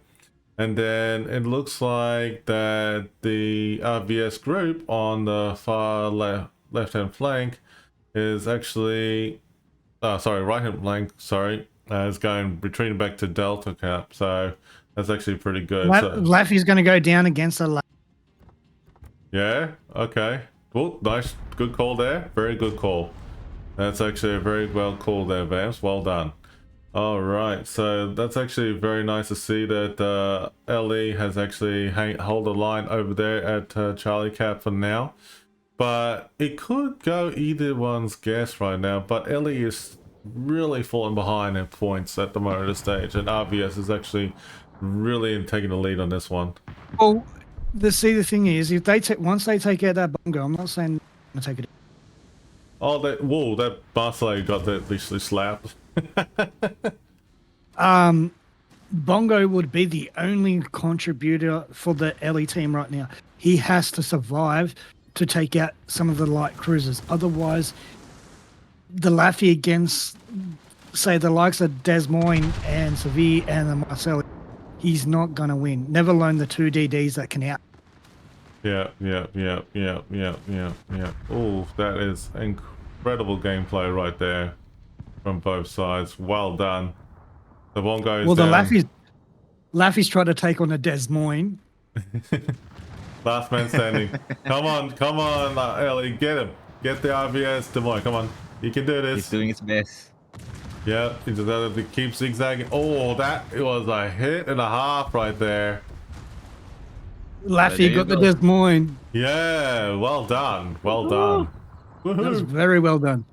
That's very good. You go down with the fight. You know, that's it. You know, you have to hang in there, and that's beautifully played. But nevertheless, congratulations, RVS.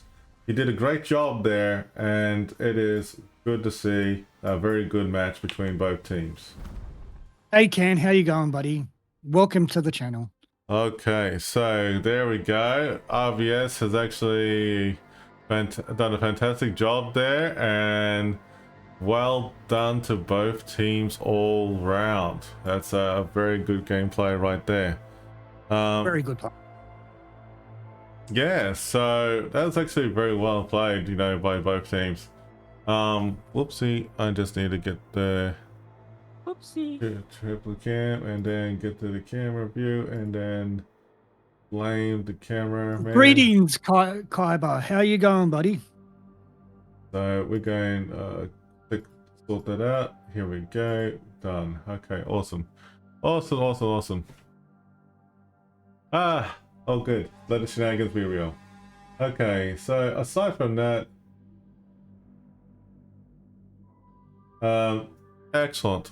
I mean, like, we've done a great job to get to where we are right now. I believe right now, in terms of the matches where we are now in... Oh yeah, okay, so this is the group stages. All right, look, okay, so let me talk about the group stages. The group stages, ladies and gentlemen, is basically best of three, okay? So it's best of three. What they're gonna do with this chat is that they're gonna get back to us and let us know how this is gonna work, okay? So they're gonna tell us how that's gonna happen in the mode here. So what we're gonna do is that we're going to draw out the winner of the giveaway here and now, and then we'll start another one so that we can start talking about it. Now, in the meantime, though, congratulations, Ali, by the way. for joining in. Thank you for those who rated me and also followed my channel as well and resubscribed to the channel. Thank you very much for your support. Greatly appreciate it. So those who just know and who are new to the channel or just joined, I'm Admiral Revan, Australian community contributor for World of Warships on Asia server or SEA server. If you want to if you're trying to figure out what Asia is, it's actually Southeast Asian region. So we also do play on the North American EU region as well too for fun. But we're also variety streamers, and it is great to be here. But with that being said, folks, I mean, like, we're doing a couple of more giveaways. Now, this is what I'm going to do. I'm going to start doing a couple of different giveaways that will give everyone a bit of a chance to have a bit of fun here. So we're going to do the Black Friday crates. We're going to 2 of those, and then actually 2 of those. And then we're going to be doing some more King of the Sea codes as well too. So go ahead, jump in. We'll be doing these giveaways back to back for everybody. So the first 2 giveaways are going to be for the Black Friday, and then after that will be the King of Sea codes. So the first 2 winners will be Black Friday, and then the next 2 after that will be King of Sea. Good luck to everyone! Exclamation mark Revan, good luck. And then Revan or KOTS, Rev. exclamation mark KOTS, sorry, exclamation mark KOTS, and then we'll take it from there. While that's happening right now, the predictions are going to be closed for now, and we're going to reset that in a second here because we're not 100% sure what is going to be happening next. So we'll just wait and see. All right, everyone, we're going to take 5. We'll be right back.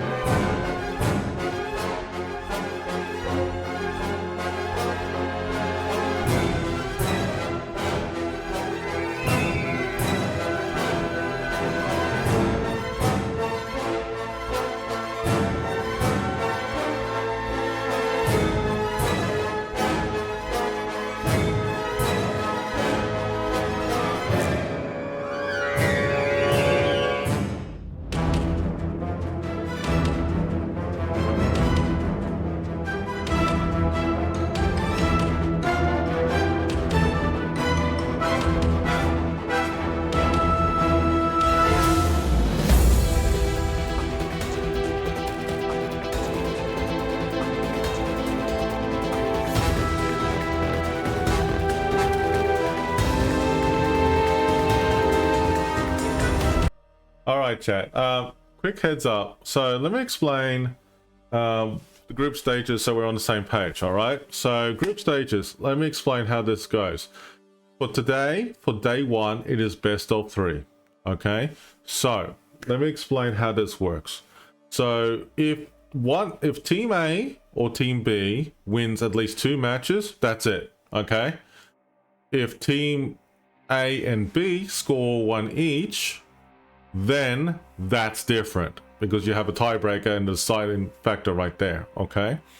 Now, what happens here and going forward is that whoever wins out of that will be taken over to the next list for day 2, and day 2 will have something similar to effect. Now, just to let everyone know that as of tomorrow, we'll be starting the same time tomorrow. Okay. And I'm giving away team tabs. Real derpy do right. I love you, mate, but man, I mean, like, you have to bribe the Admiral if you're going to do team tabs. Okay. Anyways, moving on. So that's what's happening within regarding to the initial planning for the group stages. We will talk more about that at some point. Big shout out and thanks to Shin, who's joined us to help us out in the background there, and also a big shout out to the mod team as well. Also, thank you for the people who have sent whispers as well to get their giveaways. Greatly appreciate it. I will get back to you. Please forgive me. I do take a little bit of time to get back to you because I've got my hands full right now with everything going on, and I'm sure you will understand that. But yeah, greatly appreciate it again for your support. It's lovely to see you all, and it's good to have you here. And then, yeah, as I said, right now we got a Black Friday container giveaway. 2 of them right now because we're on a 20-minute delay. All right, so don't be surprised that we'll be starting in 20 minutes or so, but I will leave it with the KOTS team to ping us both, for Vamps and myself and Shin, to jump into that next room match whenever it comes. Now, I have to say again, thanks again for your support as always. Greatly appreciate it, and we'll talk to you soon. Now, the Twitch drops, just to quickly, talk to you all about that for you lovely viewers out there. Next weekend, regional finals, semi-finals, and finals.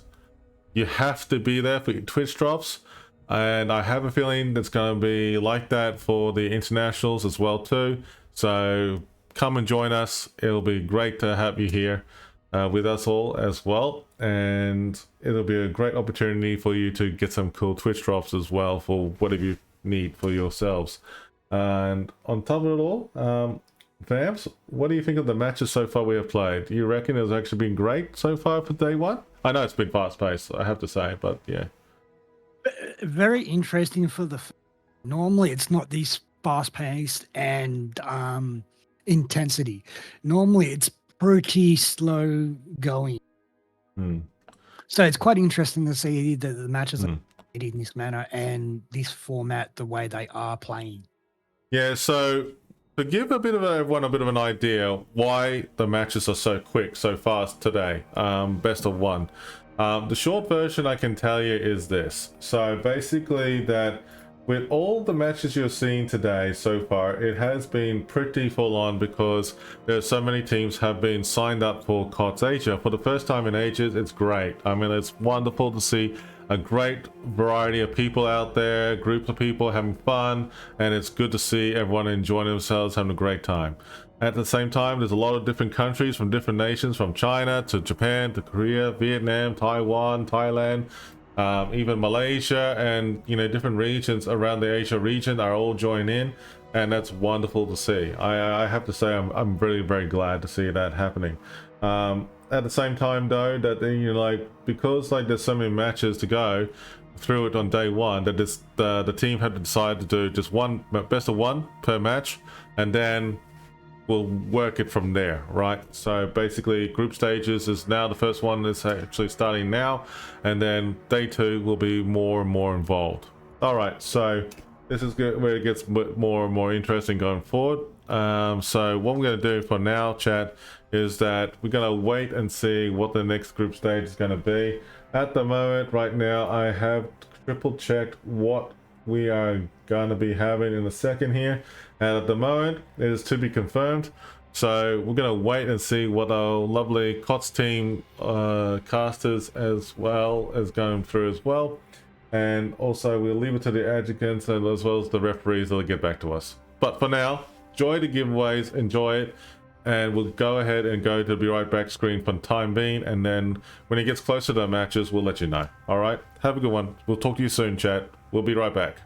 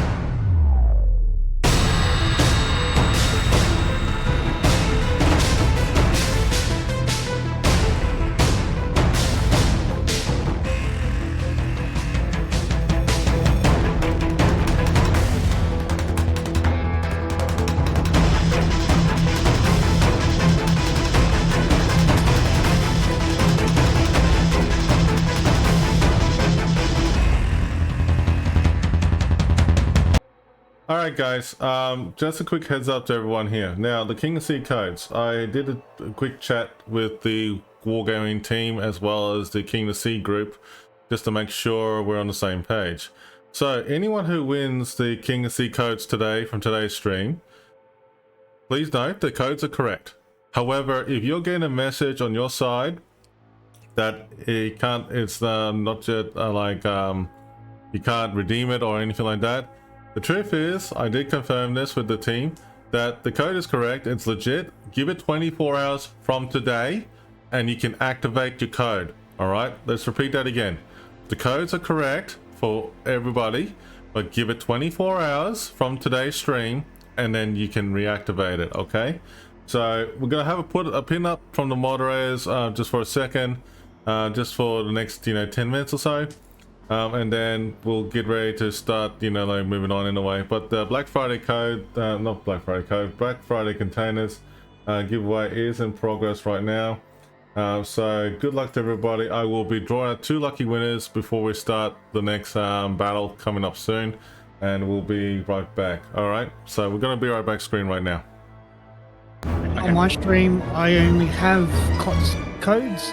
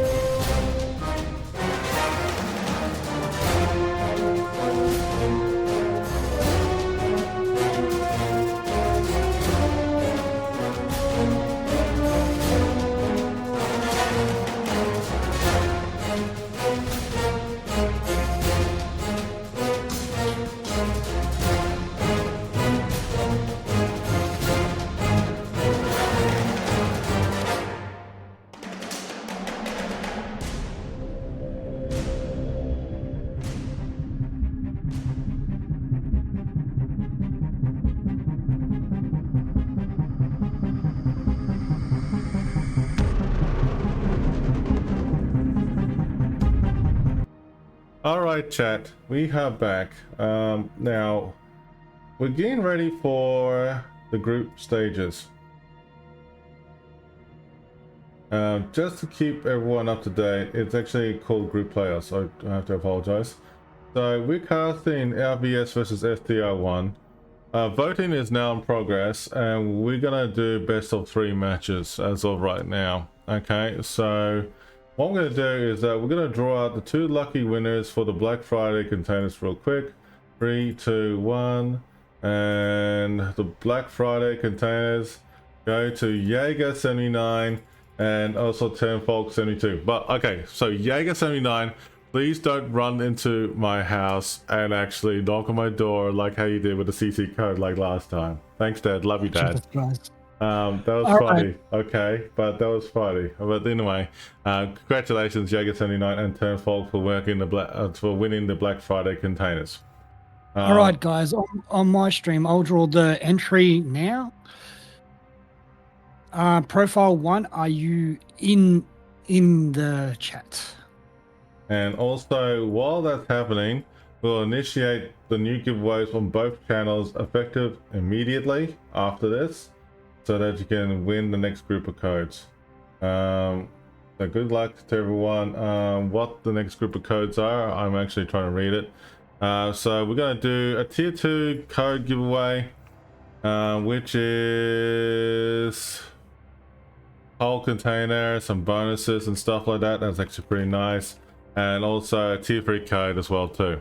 So congratulations to you both, folks. For those who just won a Black Friday container, congratulations Jaeger79 and Turnfolk72.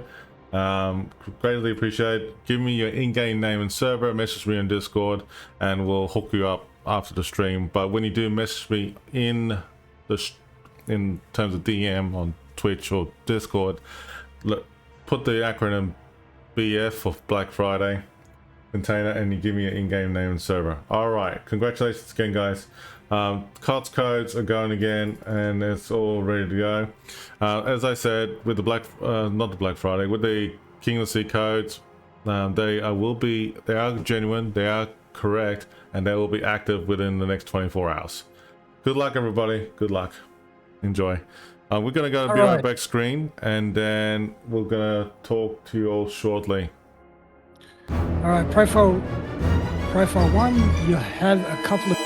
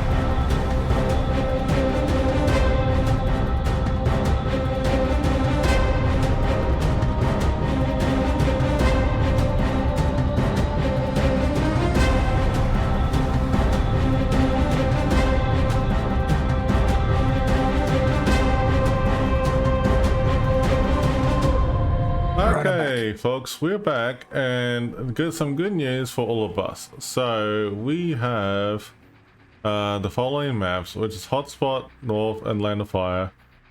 Please note that we're actually in the middle of fixing the bands of the other one, just to put it to be decided right there. Hey, cool, that was cool.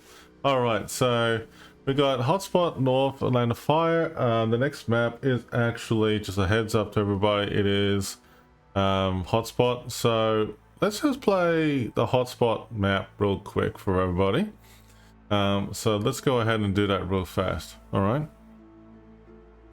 Amidst the treacherous islands and turbulent waters of the South Pacific lies an archipelago that will soon become the stage for an epic confrontation between enemy fleets. These scenic islands will reverberate with the clashing of steel and the roar of naval artillery that can only be matched by the volcano that looms over the area. This is Hotspot. Hotspot is a 48 by 48 kilometer domination style map with 4 cap points running from west to east. The A and B cap are on the left, C is in the center, and D is on the right. In this setting, the spawn points for the teams have been moved from a central position to a position located on the 7-8 line. Cap A and B on the left will provide a challenge for even the most skilled of teams. While an island provides for an easy ability to take one's home cap, the small amount of water that separates the caps enables the smallest misstep to be massively exploited. Teams that lose a ship out here will quickly find themselves fighting for only half the map. In the center, Cap C provides a variety of ways in and out for ships and can draw in a destroyer player like bees to honey. However, the 4 islands surrounding the cap provide a multitude of ways for a radar cruiser to ambush an unsuspecting DD. Cap D on the right provides a new and unique experience for teams. Moved from within the islands to the west, the D cap now has no island cover. Teams will have to execute any plays for the cap with an extreme amount of caution, as once lost, the cap will be a significant challenge to retake. 18 ships, 2 teams, 1 victor. It's time to play Hotspot.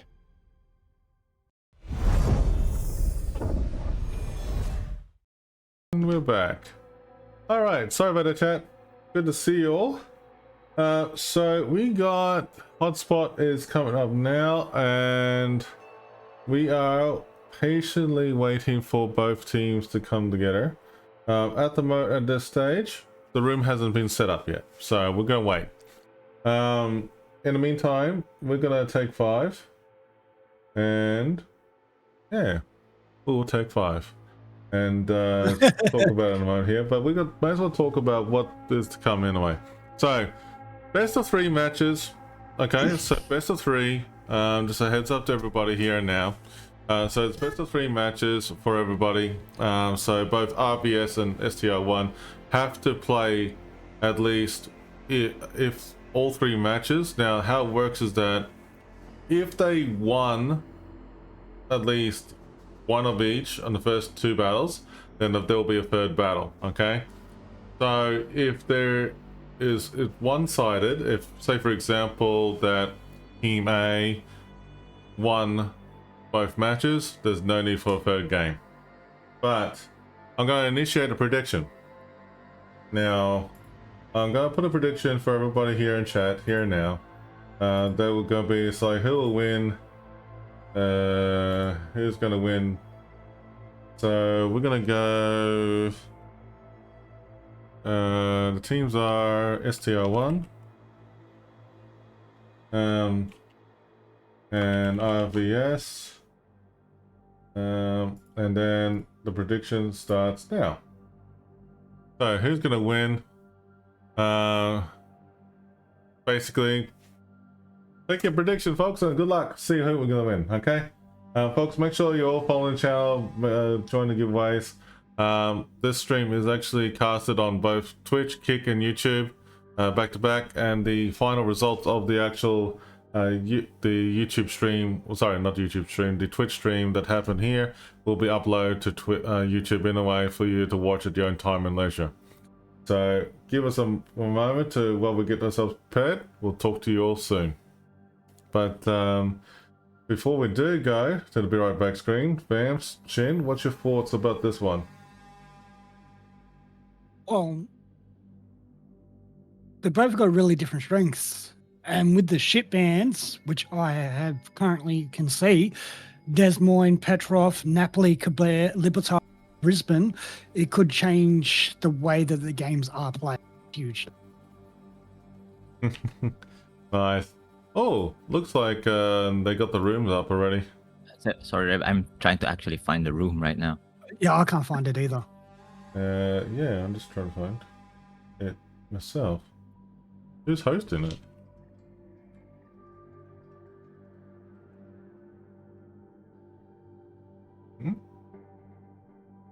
Is it Kyoya? Okay. Type KOYA. A K what? Well, O Kilo Oscar Yankee Alpha. Oh, they named it after me. That's very nice. Thank you so much, guys. that's why I giggled. That's why I giggled, because I saw that. That is so cool. They named the room after me, chat. That's so nice of them. Thanks for the follow, Ferrell. Thanks, guys. Yeah, Greatly appreciated. How are you going? Oh, thank you for the follows, everybody, and also the subscribes, the biddies, and all the rest. Thank you so much, everybody, for your great support as always. It's much anyway. appreciated. Yeah. It might not seem a lot to a lot of people, but it actually does help grow channels, communities, and viewership. Amidst As the treacherous myself, it is very hard to actually. So that's what I'm aiming for, is eventually to. So Yeah, we're having a wonderful night with the community as well too, folks. I mean, like, this is pretty much my how many years of streaming in terms of King of the Sea? At least maybe my third or fourth year now. no, it's your fourth year, my third Fourth year, year. because you did it. You've done it 1 year longer than me. Yeah, okay, so it's my fourth year of streaming COTS. There you go. I mean, like, it shows my age. Don't add any grey hairs, chat. I mean, like, please don't do that to me. But yeah, it's actually good fun. But you know, actually I was wondering, when did King of the Sea start originally? I actually was asking myself that question the other day. Just trying to figure out, like, you know, when did King of the Sea start, and actually looked at the history the other day about it. I was actually quite fascinated about it. Yeah, 2016, thereabouts, yeah, for the first time. 2016, 2017. But remember, back in those days, they had King of the Sea at least twice a year. It was twice a year. Yeah. Okay, but in terms of the streaming King of the Sea Internationals, this will be my second year doing it, so I'll be doing it this year. Alright, I'm going to go ahead and put us into the quick reminder for everybody about, in terms of the prize pool is actually pretty nice for Asia server, so you're going to get some great rewards for doubloons, steel, and also other rewards that's listed on there. On top of it all, next week with the semi-finals and regional finals for King of the Sea regionals, we have Twitch drops. So quickly reminding to you all that you get an opportunity to get the D7 Provincian, as well as the key and a few other things as well. We have been told that they're getting ready to ships, and we have to get ourselves ready to jump in and cast it. So we're going to go to the game screen right now, chat, and good luck to both teams. We got ETA less than 4 minutes to go, and we are going to be waiting very patiently and anxiously at the same time, and good luck to both teams.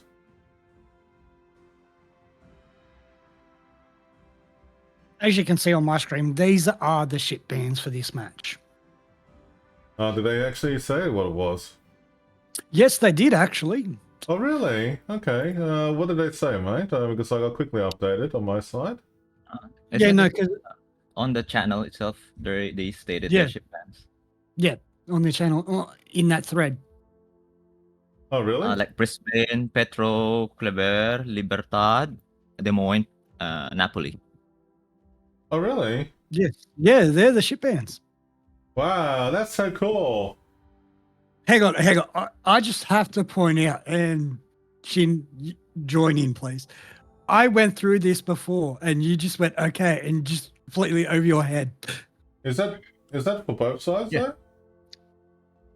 I would believe so because they didn't say whether. They didn't say so. It just says banned ships. So I'm assuming between the two teams, they're the banned ships. So Okay, Petro, Des Moines, Napoli. What they Okay. voted it, so yeah, it's their kind of choice. Yeah, it's actually kind of funny, like how they done it. I mean, like it's actually. Oh, I see what's happened on the website itself. It's not there. yes, the maps are Uh, on the website, but the Are they aware sorry, of it? Maybe they're working on it. I don't know. That's Rev, fine. they're asking if you're ready. Say you're ready.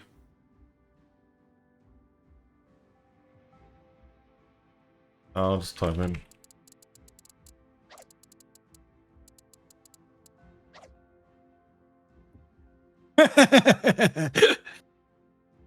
Let's go, Asia. all right. So don't forget, everyone, jump into the giveaway on draw this match. Do bear in mind, you have to be in the chat and.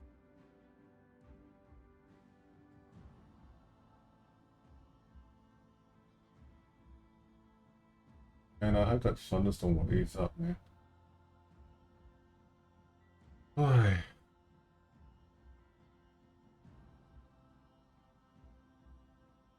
Okay, now take note, folks, that the overlay for this is a little bit out in terms of Rev, the ships and that sort they're of thing. chatting something.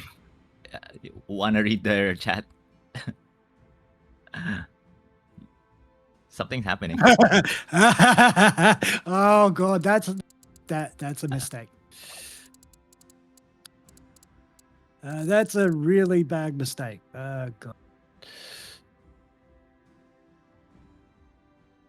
Yeah.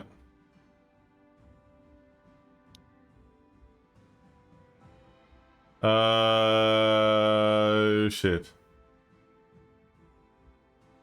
Whoops. Okay.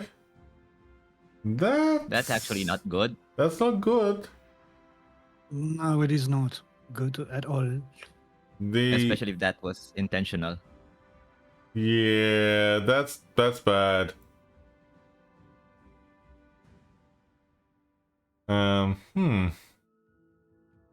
What is the rule about that in KOTS, Vance? Because you had that experience. There is a rule about that, isn't there? Yeah, there is an actual rule. Yes, that is correct. From memory, because it's been a while, both teams have to reset.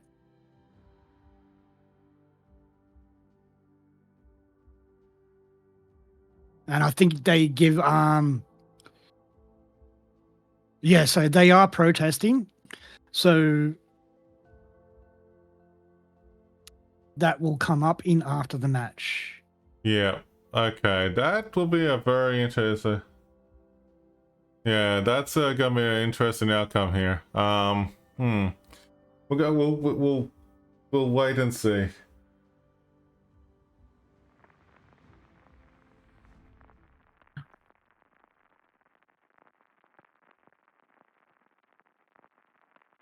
That was unexpected.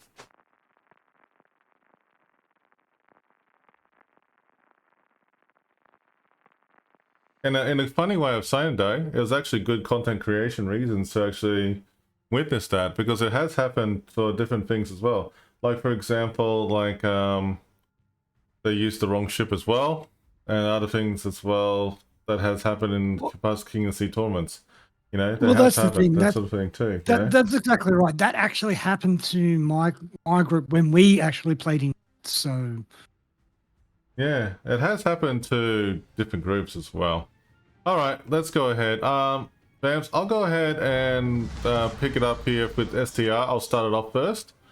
So STR's got the Galileo, the Marseille, Moskva, Marseille, Salem, Smolensk, Shimkazi, Severe, as well as Bongo. Very good lineup for... Wow, okay. Very good lineup for STR. What's RBS got here? Bongo, Sever, Salem, Mosfa, Minotaur, Transvan, Summers, Laffy, and Marseille. Hmm. No leg bods though. Thank you for the follow, AC. Uh-huh. So what are you thinking, We- Shin? Actually, I'll jump in here real quick. STR is really pushing with the Shimikaze to Bravo really hard. I can see that happening, and I can see that the Marceau is going to push hard towards A right now. Are you seeing something, Rev? Can you notice that Minotaur and Summers are probably the only two people going on the left side? Are you talking about decap? Yes. Okay, are you talking about RVS? Yes, because like that's the only one there. So they're moving over to decap right now. Yeah. So, but there's Well, a massive RVS push going into from STR to D. Huge push. Well, RVS are doing a B push by the looks, because you got Marseille, Salem, Mosfa, Van Orange, and Bongo all pushing that way. It looks like the Laffy from RVS will most likely try and contest C, while the rest of them try and sprint over to across to A. With that being And said, if you guys notice, C is free. No one is gonna contest it versus the Laffy. you got a Laffy there for RVS, and you got the Shimikaze. Just only Shimikaze and Marseille are both like have engine boosts going, and they're hauling ass towards Alpha and Bravo. So there's no way they're going to be focusing on Charlie. Charlie has been left alone for STR, so it's really uncontested for RVS over there. However, as I look very closely here, you got the Smullen. Look at this, guys. You got the Smullen here over in STR. And he's got radar, only a short range radar, but very handy. And can torp and kite and run at the same time. So it's quite a versatile warship. But I noticed one thing that they have here is that they got all these ships, you know, really hanging back. At the Marseilles. Two Marseilles are really hanging back at the moment.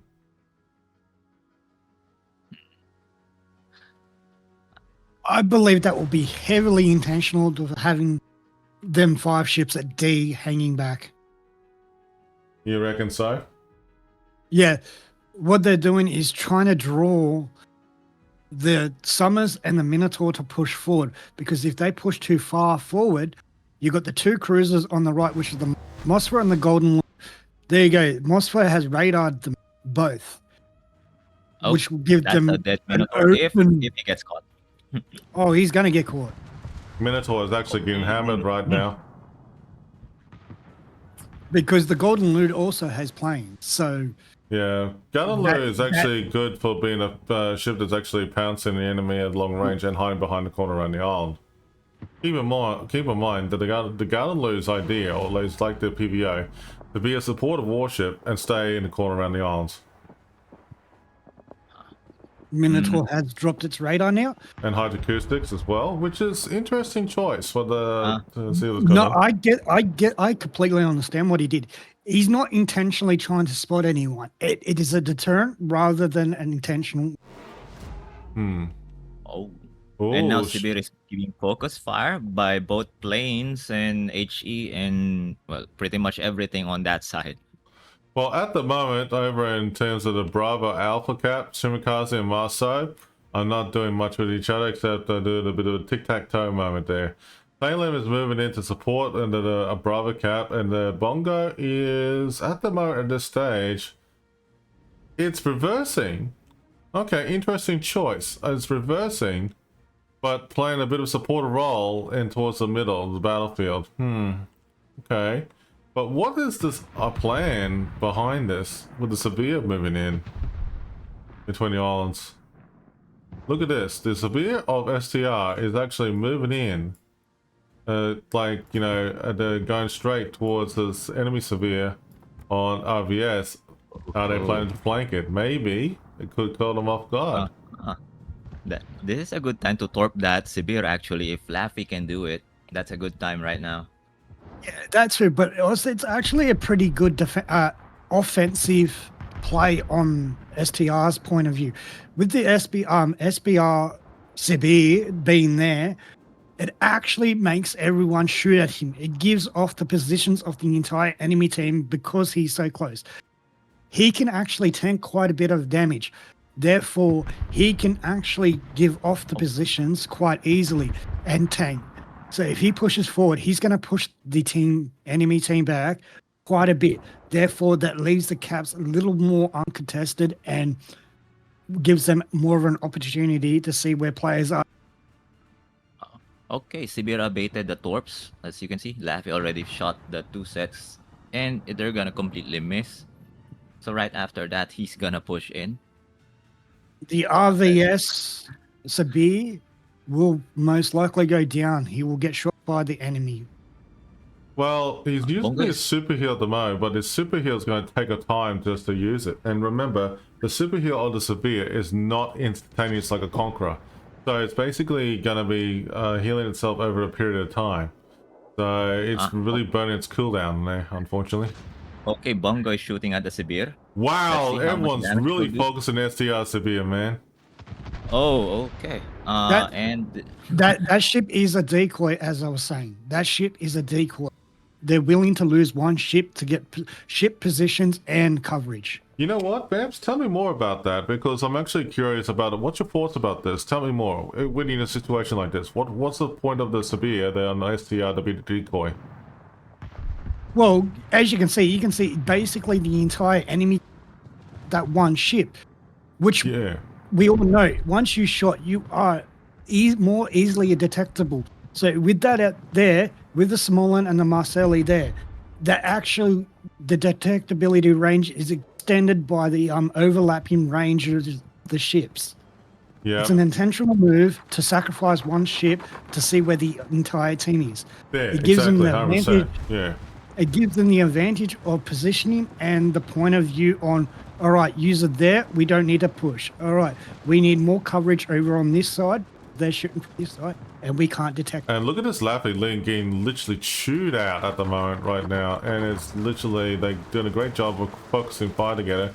And oh man, is this Laffy gonna go down, guys? Maybe just if he gets blind fired, yes. Small, if he's a very well adjusted player and the Laffy shoots while in the smoke, the Smolin should be able to take out the Laffy. Yes, that is exactly 100% right. That was actually very good gameplay for the Laffy just to fight and run. But it looks like the Sabir is next here for RVS. He's going to be the next. Unfortunately, he's getting focus fired on Marseille STR at the moment, and also the other Marseille and also Sabir are working together. Here comes shots incoming. That's a kill right there. See what I mean? Now that flank could push forward and push them back them into a corner, more or less. Yeah, okay, so I can see what's going to happen here, that, you know, like the STR is actually just grabbing all their ships together, and then basically they're going to slowly move forward towards RVS and pushing them back. If RVS can regather their forces, they probably could do a swing around the island, and then between the two islands, regroup together with the Bongo and help each other out. But unfortunately, the Bongo is flanked right now. He's getting hammered right now. Yeah, yes, I don't disagree on that. But the downside is, if you look at the ship placement from a certain angle, right, they're actually angled across the entire map from the Marcelli all the way over to, I can't see ship name, all the way here. They're actually all in a complete almost diagonal line to the Salem. The Salem to the Marcelli is almost a diagonal line. Yeah, I can imagine though, so mate, I mean, like, I can see what you're saying, and that's, oh, hang on, we got the Bongos taken down. So I can see that they are literally getting absolutely annihilated right now. Ooh. See, even STR, even if they do lose a couple taken down. Right. Nice. The issue is because of the way they played, they've backed him into a corner. Therefore, even if they do manage to get close to a cap, they're not going to be able to come back with the cap points. Exactly. Well, because they're too far away from caps. yeah, so STR has done a great thing by playing passive at the beginning, and they basically waiting for the right moment to pounce on RVS, and RVS is literally, you know, falling back right now. So this is interesting how they're playing this. And watching the Gal Leo and also the Smallen working together over in Charlie Cap, that is actually a great tactical advantage gameplay right there, with the Moskva getting hammered hard at the moment at this stage, being focus fired with HE. Virtually what STR has almost done is played a game of suicide chess. That's probably the easiest way to explain on what they've done. They've played a game of suicide chess and it has paid off. Are you talking about like in regarding to like putting all the cards on the table and sacrificing the right items as the right play? Yes. And the push Interesting. itself, it's a very dangerous gambit. It's a very damaged gamble. gamble. Yeah. Yes. But in this case, it's paid off hugely. Yeah, that's true. Looks like that Bravo and Alpha, there's nothing really happening there, hey? It's like they're all over the place. STR is actually know that they're catching up in points and they're working hard to get us, so they're actually waiting for the right moment to move in. So between the Moskva from STR and the Marcelli, they've got 2 destroyers locked up plus a Minotaur. They're completely effectively out of the battle. Right, 100%. Their only saving grace right now is if the enemy Moskva takes out STR's Moskva. That's the only way they have a chance.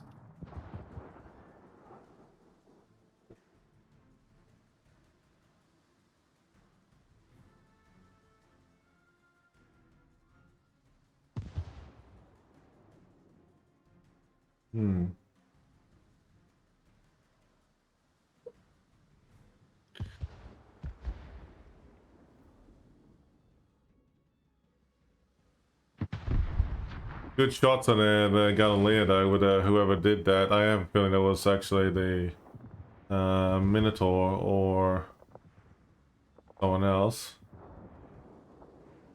Ooh, they really did a good job in this match so far between both teams. So now we know why they left C, because they don't need it. They are planning to just crawl from one side of the map to the other side. You know the funny thing about it, when you're actually saying suicide chance, I mean, like, I actually thinking about Queen's Gambit actually more like it, because they actually basically said that they have put all the big ships in the cards, and they basically said like, no, we're doing this way and pushing it hard this way. They sacrificed the Sabir, which was pretty much the Queen Gambit. Exactly. It's a gambit, a very dangerous one. But it paid off. That is actually a very good gameplay right there from STR. Wow, RBS is... We know from previous experiences in KOTS, STR are known to push heavy. That's actually a very good battle there for STR. Well done there.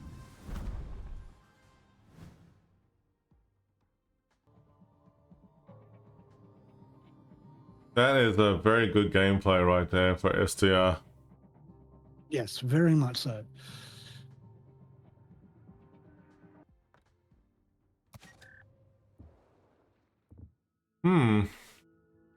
Interesting how the outcome of that's going to be. But by the way, I mean, like, so let's go ahead and get the next map lined up, which is North.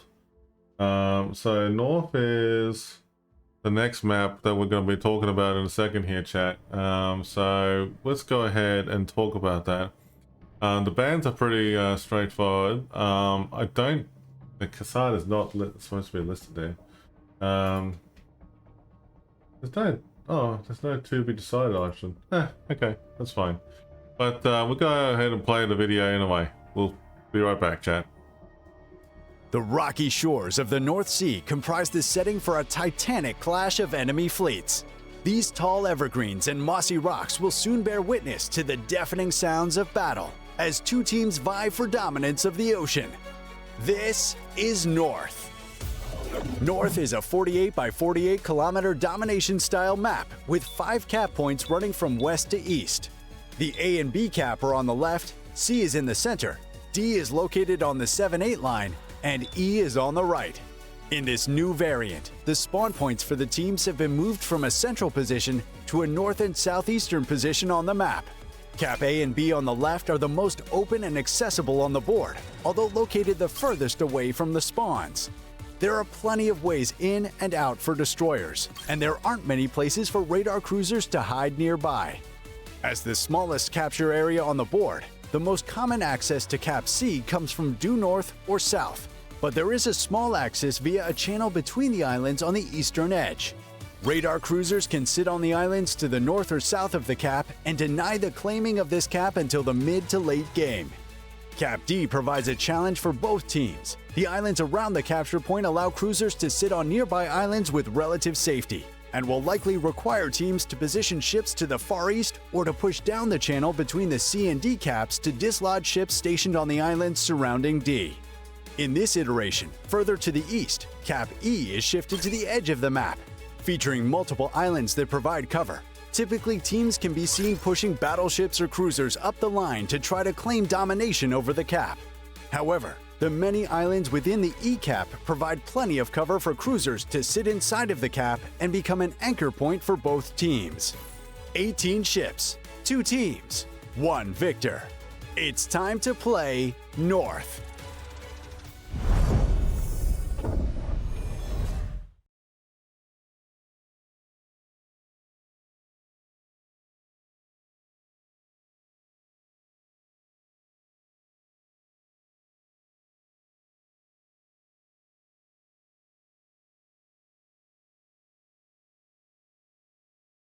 Alright, chat, we're gonna go ahead into the be right back screen. Sorry about that, we just like double checking a couple things.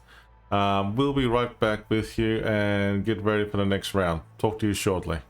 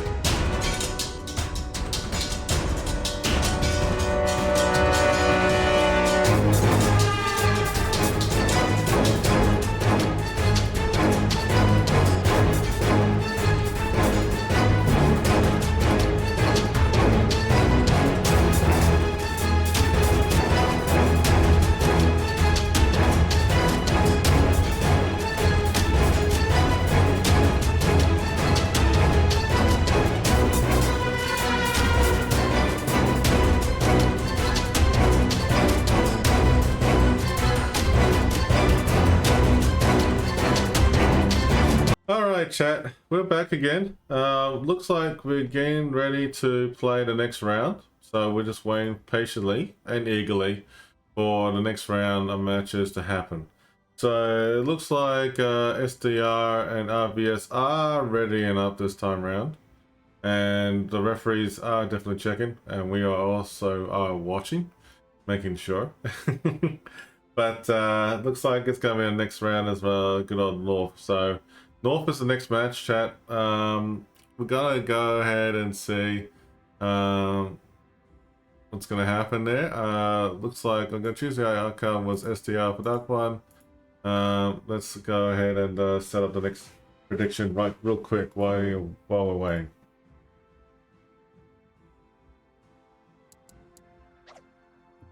Hey Vamps, do me a favor. If they ask that again for me, just say ready for me as well too, if you don't mind. Yep.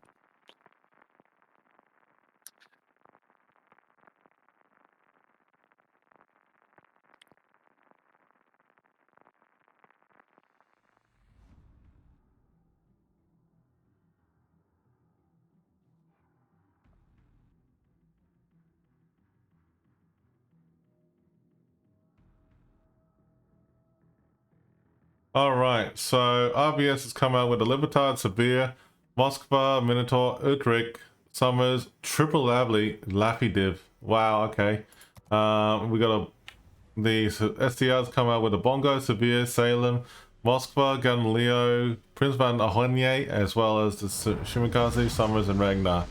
This one is going to be a very interesting match. Sorry, buddy. There may be a protest in this one because the Libertards.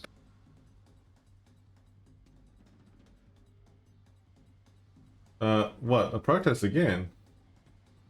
Well, they haven't refreshed the ban list, and therefore I am Libertard banned.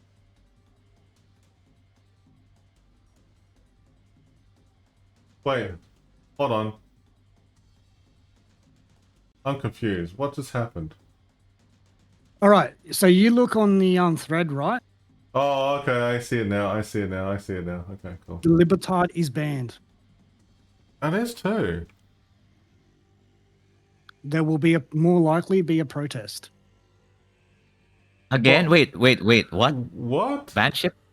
Yeah, they put. Yeah. Oh, yeah, you're right. Oh. Are they not Rev, gonna raise it up? I don't think they've noticed.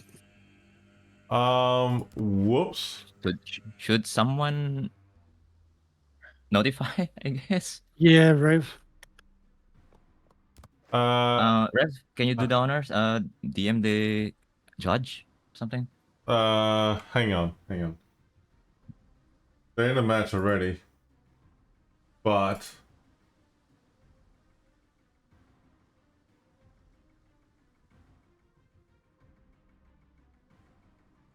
Wow, this match is a bit messy. Didn't expect that.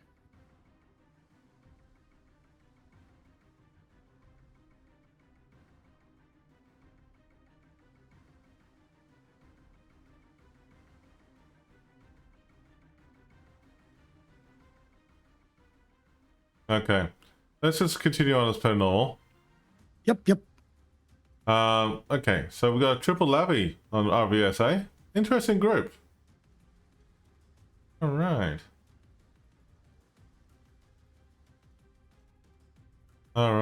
So it's gonna be interesting though. Triple Laffy fight. Vamps, Shin, take 5 for a second and take over while I'll quickly do my thing. All right, I'll do Sure. RS. Libertad, Sabia, Moskva, Minotaur, Utrecht, Summers, and Triple Laffy. 4 destroyers, nice. And at the STR, we have a Bungo, a Sibir, Salem, a Moskva, Gaudin, Leo, Prince Bar Orange, Shimakaze, Summers, and a Ragnar. And right now, are you seeing this? Well, 1 destroyer on each cap on A and B. There's a lot of planes on the middle for some reason. And heavy push on E. There's a lot of ships on E.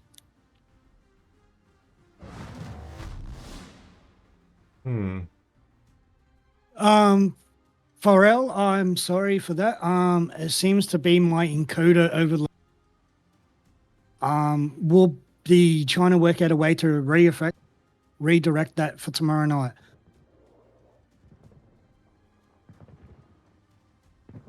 All right, I'm back. Okay, cool.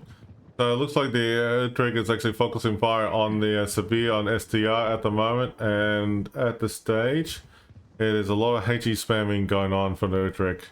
It's causing some severe damage on the STR Severe, which is pretty cool. It's good to see the numbers in it. I actually like that mod, that whatever that mod is used there. That's actually pretty cool. I don't get to see that mod. That didn't work for me. We'll talk about that later, mate, and we'll get it all fixed up for tomorrow. But that's actually, wow, okay, that's impressive. Anyway, it's interesting to see how both teams are playing right now. Okay. Okay, at the moment.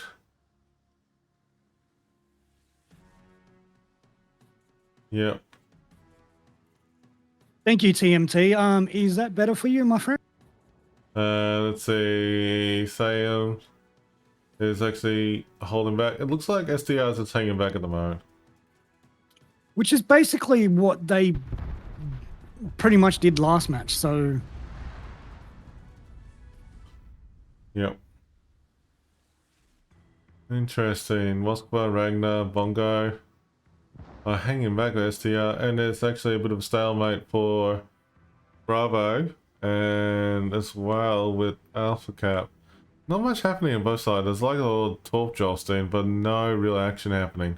This is a bit of a stalemate, so interesting. STR may have won the first battle, but it'll be interesting. Oh, where that Minotaur got hit. Dang it. I missed that, the opportunity. so did I. Jesus Christ. Damn And we it. have a replay. Can we replay that? I mean, like, that was great. I mean, like, that was awesome, man.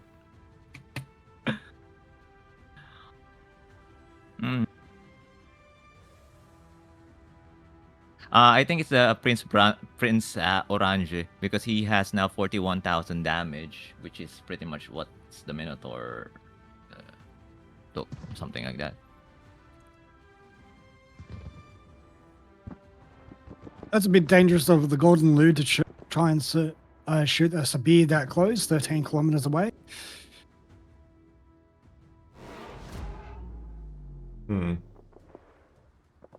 Yeah. Interesting. But RVS's Sabir is going pretty damn quickly because he's getting shot by three different ships, sorry. The Moskva, Sabir, and the Golden Lou. Yeah, exactly. Looks like the torps are going into the Shimakaze here, and he's gonna dodge it successfully on the SDR. I'm having a look over here real quick because I see a lot of action happening in the Galileo. Notice that his health pool is getting absolutely slapped here. Libertad and also Sabir. Oh, having two ships like that focusing fire on one cruiser, yeah, you're gonna get hammered, man. That's unreal. Wow, I was not expecting that at all. Lashley is going in close range on this Sabir, and oops. Wait, yes. Trade. That is a good trade. That's a great, very good trade. Very good trade. Is the Sabir on RVS going to take some torps? No. Okay. So RVS took a gamble and actually trade off a destroyer for a battleship. Very good choice. Severe took out the Gauden Leo. Okay. Yeah. This battle at A is pretty interesting. Yeah, it's actually a bit of a stalemate there with a lot of torp jolting. No one's really contesting over in Charlie. No, that's right. Are they man fighting things at A and B? Maybe sending in messages, I guess. I don't know. I mean, like, it's a very interesting tactful gameplay on both sides right now. Oh, Summers is gonna get shot. Okay.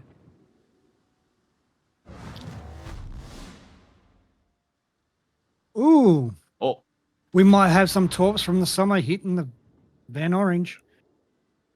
Or the Minotaur. Or PVO for short, but yeah. PBO. ooh, through PBO. PBO, I like that. PVO is the best way to pronounce it if you had trouble with, even though it's Prince Van pronounced Prince Van but it's okay. Just use PVO. It's easier.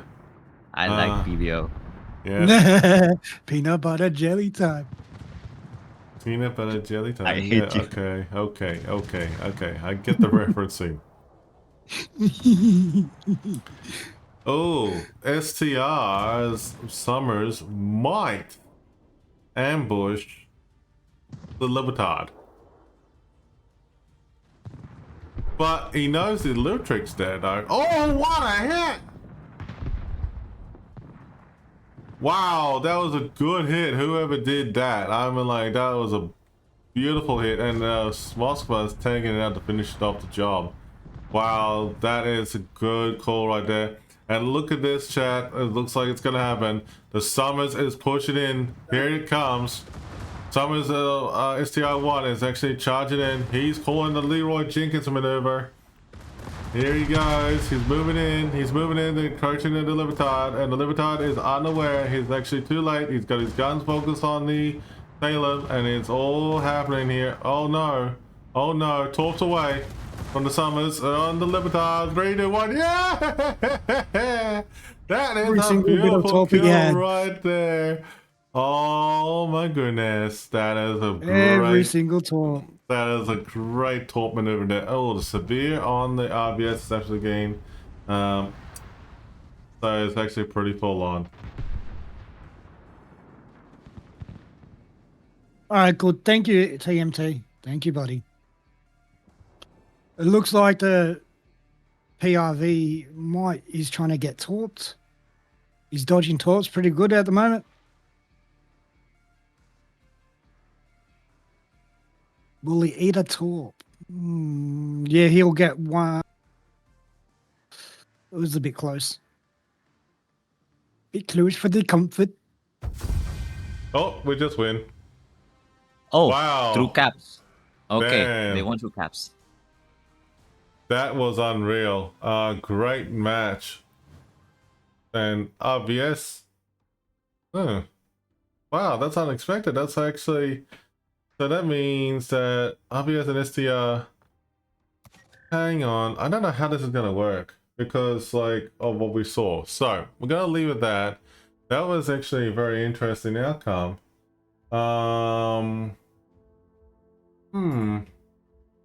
It's interesting. Well, at this point, with the two issues that we've had with this thing, they will technically, I reckon, they will just cancel them both out and just play a tiebreaker. Yeah, I think that might happen. We'll just see what's going to happen. We have to wait and find out. Yeah. Okay. So, well, we're going to see. As I said, it did get contested in game chat.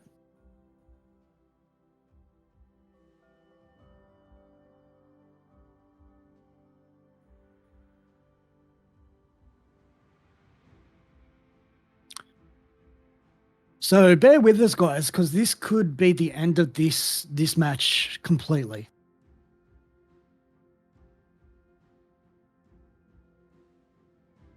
Okay, so what we're going to do, chat, is that we're going to wait and see how that happens.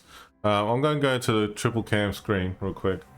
So, okay, with that being said, what's going on between both teams, what the outcome of that is going to be, okay. The one thing I can tell you is that we're going to have to wait what they're going to take from there. So the match overall has been forfeit and STR1 officially wins. So basically STR1 officially wins that, which is well done, you know, to STR1.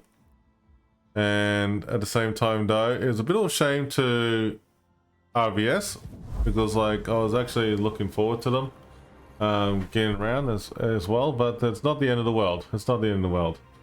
But I hope that they'll be able to give it a next chance opportunity for tomorrow anyway, because these things do happen. So it looks like one of the teams are forfeit, unfortunately. So okay, I'm going to talk to the KOTS coordinators to let them know to take us into a tiebreaker match. All right, guys, we'll be right back. All right, that's fine. We're gonna put ourselves on a 5-minute hold. That there with the submission, unfortunately, even though like RBS did win,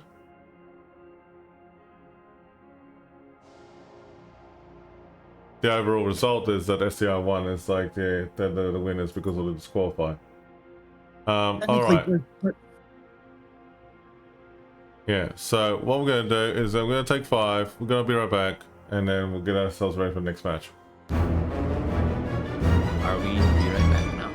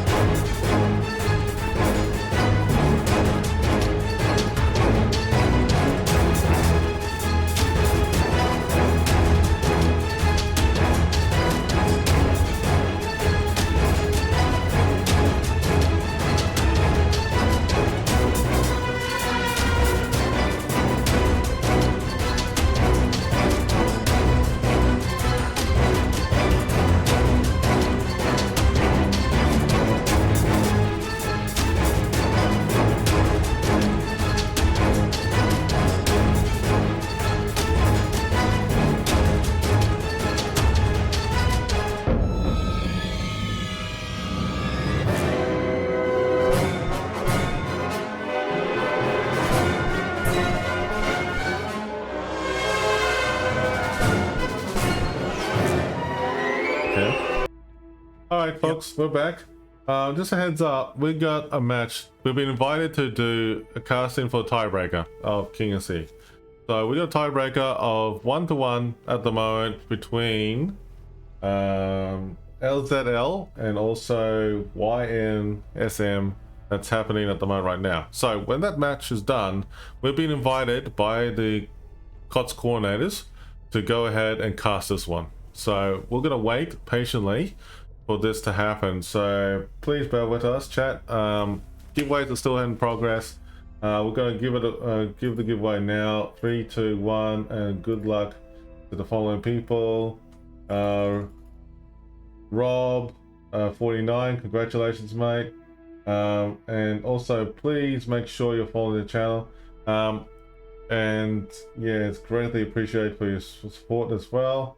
And also Boo Right, thank you very much as well. So Boo Right and also Rob, you messaged me both on Twitch and we'll give you the code. Now if you're not following the channel folks, you should be following the channel to win the giveaway.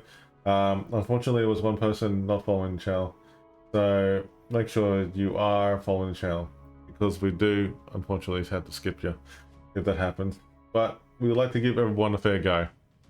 Alright, we're gonna give the next giveaway in a second here. Starting now, exclamation mark KOTS, for the opportunity for you to win a giveaway. Good luck everybody right now. Okay, good luck. KOTS code is now go. We're gonna be right back screen officially right now. Be right back.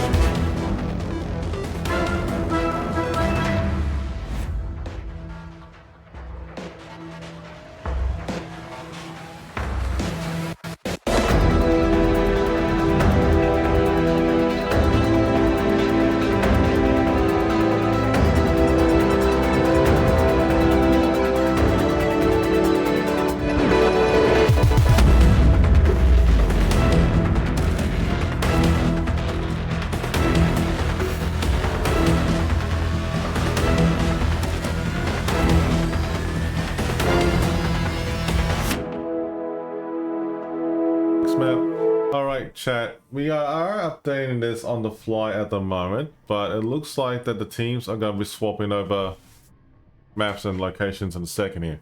So let's just give it them a chance to sort themselves out, alright? Now, what is happening, so pretty much that we got LZL by request, and also YMSN has you know, like they have a tiebreaker match, so it looks like they're swapping over. So Vamps, let's do the same and be prepared for that. Yep.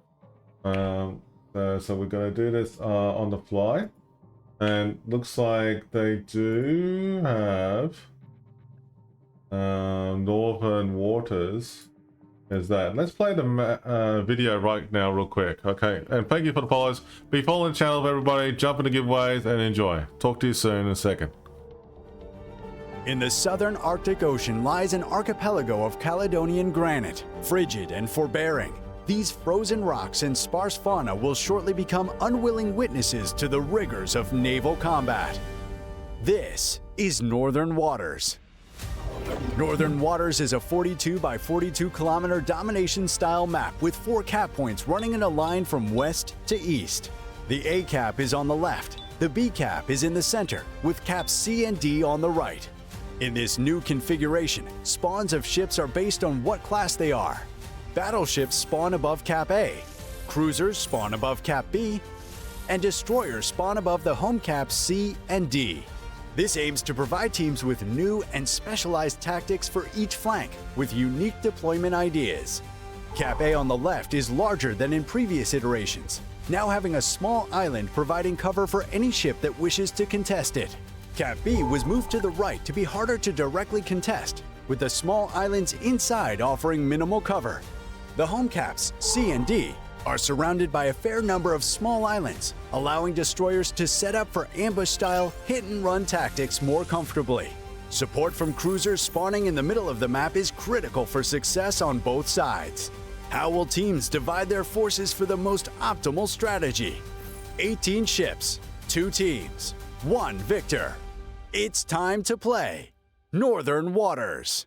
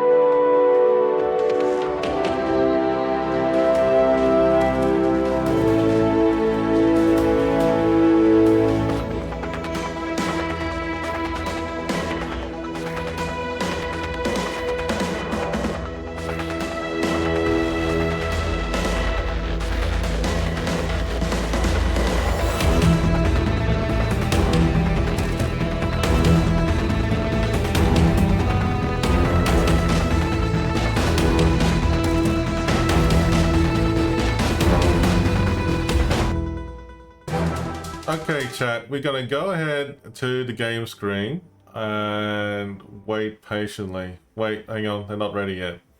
Northern Waters. We don't know the bands yet. We're triple checking from the back end what we can find.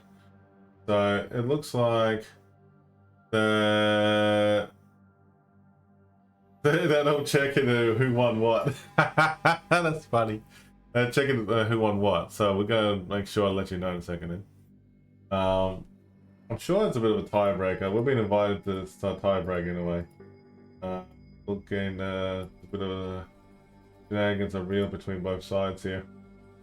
So YSM one game. Okay, so we're gonna have to get this updated here. And then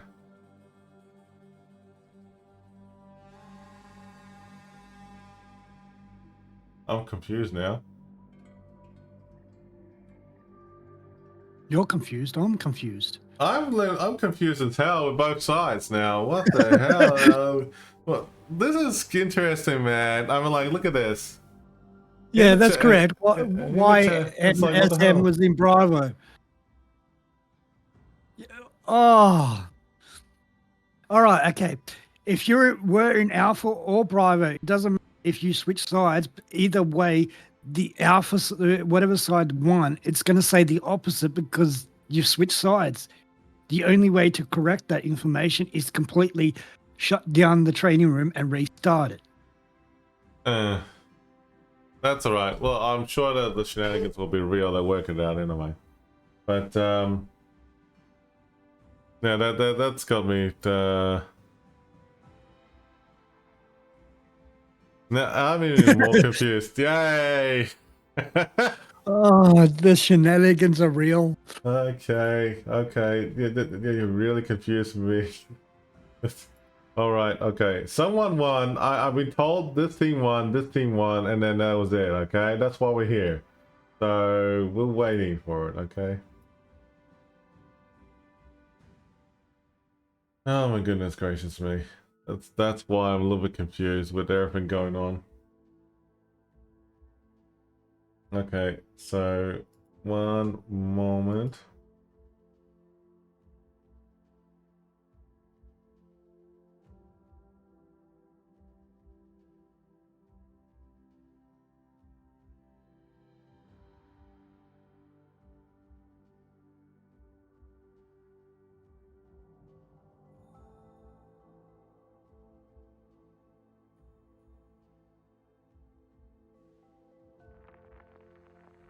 Oh, we're getting the battle now. We're in the battle. All right, round tiebreaker. Yes, that's what we meant to say. Tiebreaker on Asia server, LZL versus YMSM. Let's go. Okay, let's go and see what happens next. All right, good luck on both teams. Okay, so this is actually a very interesting, outcome for both sides. So let's have a look.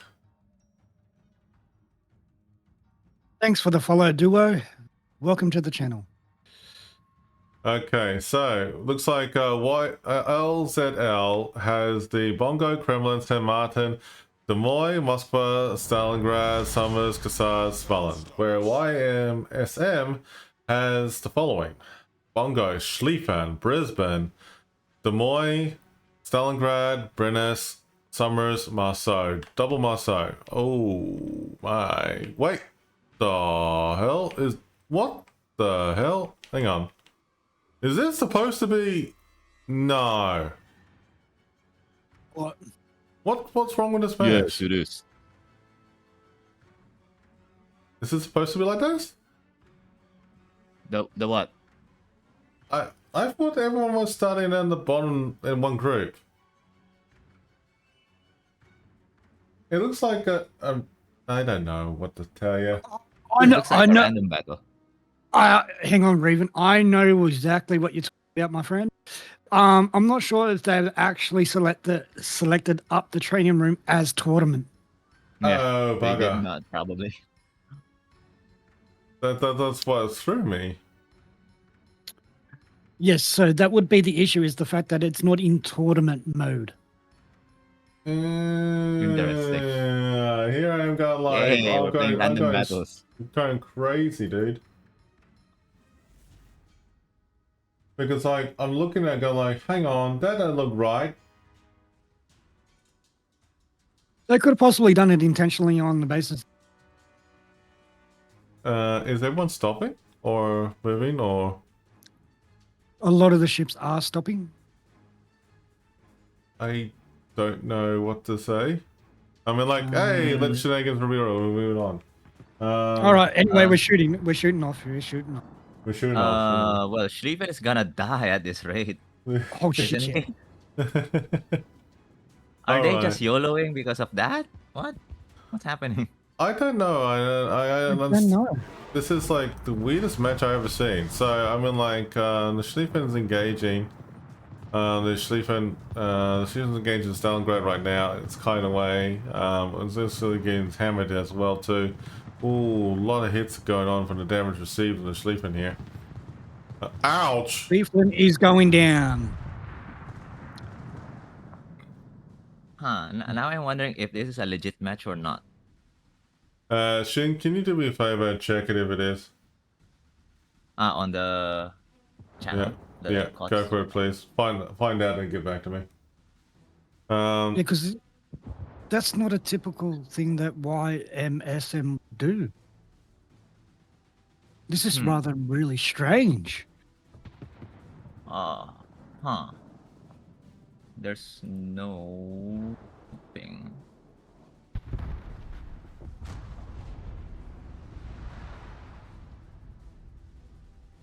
Group stage. What category is this under Rev? Group stage 1, 2, 3, 4, 5, 6, 7, I 8, think 9, it's group stage. Have a look. Just find LZL versus the group playoffs versus YSM. Anyway, sorry about that, folks. Looks like the some was from YMSSM is actually moving in at the moment. We can pushing through towards the Smalland. And the Brisbane is actually just hiding behind the island at the moment right now. Shooting the small end from over the mountain. Yeah, exactly.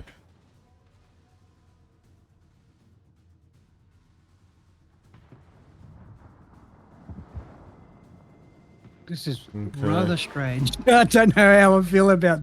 This is the weirdest match I've ever seen. I don't know, but this is like it is a battle map. Okay, cool. Okay, cool. Brennus is actually focusing fire at long range on the Smelling right now. Nice.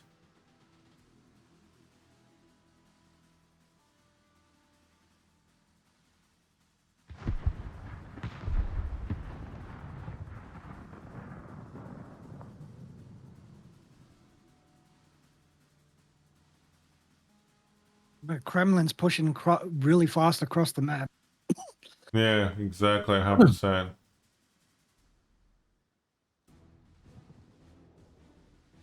At the moment at the stage, I mean, like, it's a bit of a stalemate battle going on for both sides because, like, the Schlieffen is gone from YMSM. They can't afford to lose another battleship right now. At the moment at the stage, they actually are holding back right now. The Smalland on LZL is actually hanging off in the corner right now, waiting to take the cap, but he's getting focus fired on. There's no way in hell he's going to do that with the crossover fire between the Marso. Moscow just got topped. Moscow just got topped by the Summers. Yeah, Moscow got topped by the Summers. Nice. Look at that, the crossover torps as well, and the crossover fire. This Smalland is fighting for everything target that Summers down. He's fighting for his dear life. Yeah. No, he's not going to survive it. So Smolensk and Moscow will go down here. Yeah, exactly, 100%. Yeah. There's the Moscow. Yep, okay. Oh, my, okay.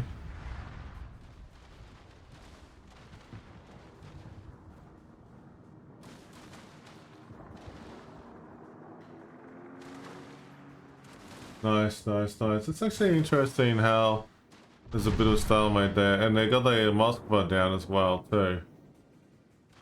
Smallland's low. Mullen is just itching to be destroyed.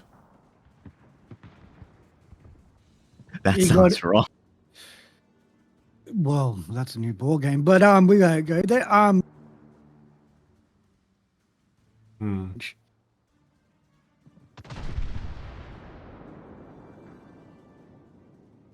So we have confirmation that the map is correct. Right. Okay. Well, you know, they said go ahead win it anyway, apparently. I mean, like, it was a bit of a mistake, but the referee said go ahead win anyway. That's fine, that's fine. I mean, like, it got me raising eyebrows, but that's okay. Smallland is trying to heal. Yeah. Revan has eyebrows. Okay. Was that before or after he cinched him? Okay, let's see. At the moment of the stage, just by looking at how the battles are going, and towards pretty the A cap, it's pretty much a stalemate. So A cap is safe to say there's nothing really happening here, except the Stalingrad is actually just hanging in the corner here. For YMSM is actually just hanging around the corner. He could get flanked by the Des Moines of SLL if he's actually thought it would be a good idea, and the Stalingrad will do the same thing on the front as well too. But either way, it could have been a little bit different. But you know, he's got a Marceau by YSM and actually could help, you know, defend the Stalingrad there. But it's really hard to tell at this point. Okay, so it looks like Brennis actually has some pretty good secondaries. yeah, About 9K for a cruiser. yeah, exactly, 100%. I mean, like, it's just kind of like interesting to see how this pans out, man.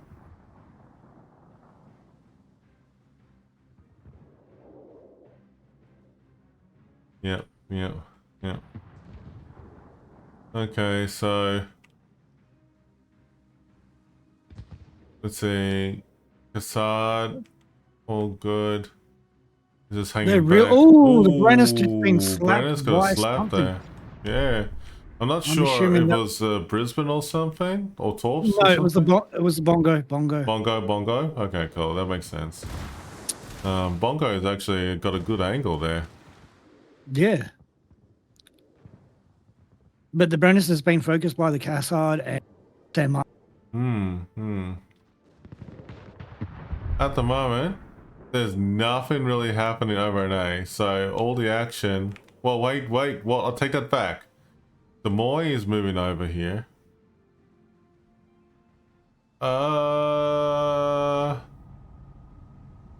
Wait a minute. Why? Oh, here we go. The Moy is moving in. Why is it the Moy is moving in on the Stalingrad? This could be disaster. Oh, the Stalingrad YSM Stalingrad's guns are not angled in the right place. This could go in their advantage. The Moy has the angle.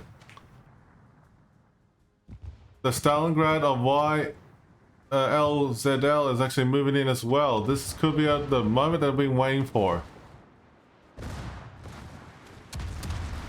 Oh, come on. Come on. Trying to hit the re Citadel from a Des Moines. Pretty dangerous trying to do that against the Stalingrad. Well, here we go. I mean, like, look at this. The guns are starting to turn around from the Stalingrad right now. And the Des Moines is literally getting armored left, right, and center here right now. Oh, he's getting citadeled. He's getting citadeled by something. All right, here we go, guys. Here we goes. Here we go. Is it gonna happen? Is it gonna happen? Oh, citadel. Come on. Oh, that was so tight, so close. But now he's got the front guns of the Stalingrad. He will not survive. Oh no! But he got done by the Des Moines. Yeah. I could see it, that it could be the good possibility of either way that it could have been good. Hang on. It's not finished. Stalingrad's pushing forward on Stalingrad. Yeah, that's not over till it's over. Looks like it's going to be an interesting fight here. Oh, a lot of fire coming in from the Kremlin, I think. I think it was the Kremlin. Bongo as well. Okay, Kremlin and Bongo are firing their batteries at long range on this guy. Oh, nice hits. But it won't make a difference because the LZL's Stalingrad's coming around the corner. It's Here not going to help him. Here's the Stalingrad that you're talking about from LZL. He's coming over. He's going to say g'day. You're going to get peekaboo. Fire! No? Yes? No? He's healing. He's waiting for all three guns. He's waiting for all three guns. Oh, actually, there we go. Wow. That was an impressive shot right there. And YMSM is actually taking the cap of the Marseille on A. So that's fair enough. Okay, well, that's okay. I mean, like, it's... Someone's just been targeted from the LZL. Yeah. From the Brisbane and the Marseille. Yeah, the Kremlin's actually getting hammered hard at the moment. That's actually good gameplay right there.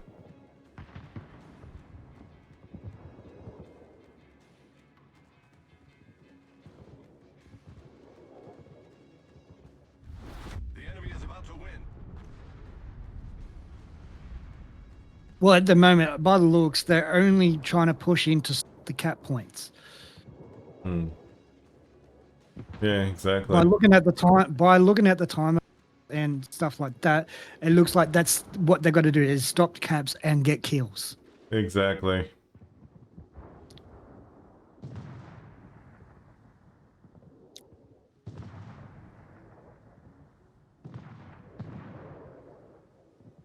Oh, wow. Okay.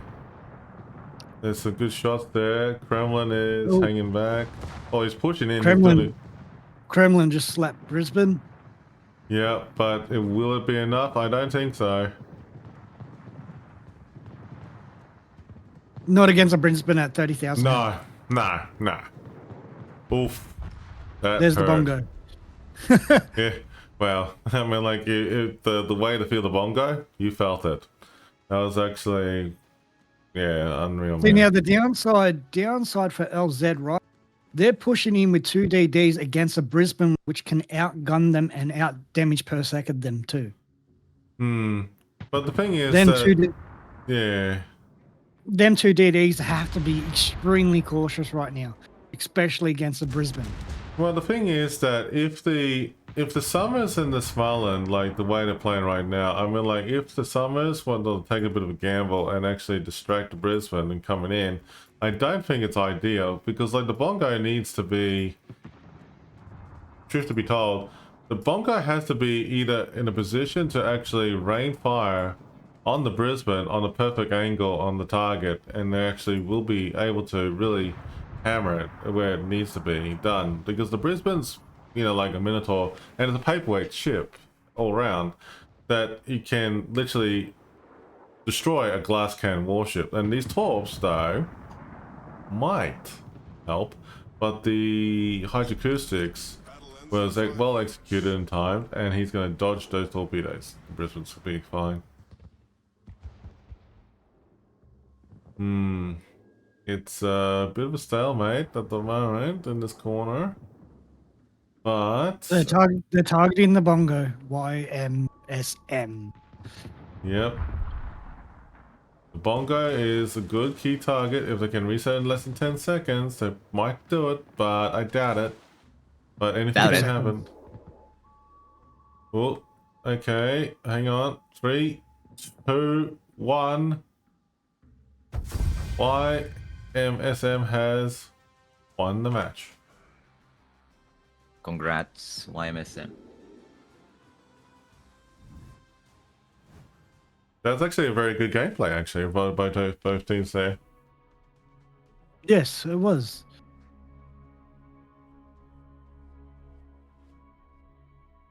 But that's actually pretty good gameplay right there from both teams there. That is actually very well done.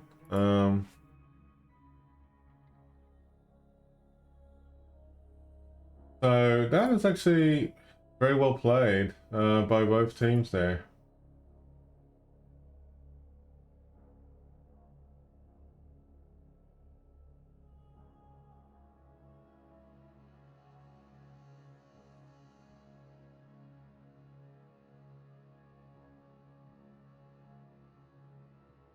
Oh, that's 1-to-1. Oh my god, let's stop that up.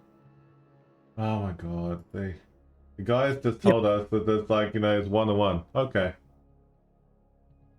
Okay, so just to recap.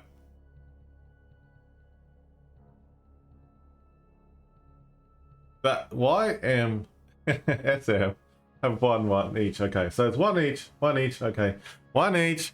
Okay, the shenanigans real. You can blame Revan later. Okay, I mean, like, it was my fault. Okay, but I thought the referee said that we're doing a tiebreaker and we're not. Damn it. Okay, so that's a tiebreaker officially. Officially a tiebreaker. That's okay. All right, so I'm happy with that. Let me just triple check and see what the actual map is gonna be next. Is hotspot. Okay, how hot it can be. Let's go ahead and bring out hotspot, folks. There we go. Oh, it's loop now. Damn it! Now it changed me again. Okay, let's loop to it. Okay. I don't think we have the loop map, do we? Video? Hang on, I'll check 1 second. The answer is no. Hey, yes, the answer is yes. Okay, loop. We got a loop video. All right, next video. Video's loop. We're gonna loop to it. Be right back. Along the Portuguese coast lies a crossing of sea lanes critical to the survival of opposing fleets. Surrounded by towers of crimson sedimentary rock and the expanse of the blue Atlantic, these two fleets will soon engage in trial by combat, where only one team can claim victory. This is Loop. Loop is a 48 by 48 kilometer domination-style map with 4 cap points running in a line from west to east. The A and B caps are on the left, C is in the center, and D is on the right.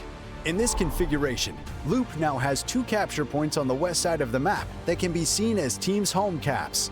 Teams will now have to weigh whether it's worth deploying more ships west to try and capture the enemy home cap or merely defend and attempt to break through. Elsewhere in the center of the map, capture point C has been greatly reduced in size. It will be far more challenging for destroyers to comfortably capture this point without sufficient support from teammates and nearby radar cruisers.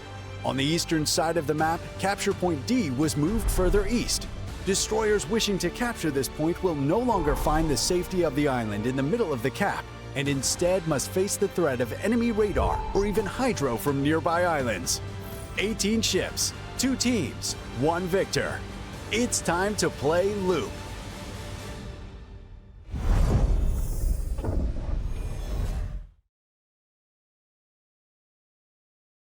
All right, we're gonna go ahead to the Be Right Back screen, folks. We're gonna take 5 while the team gets assembled.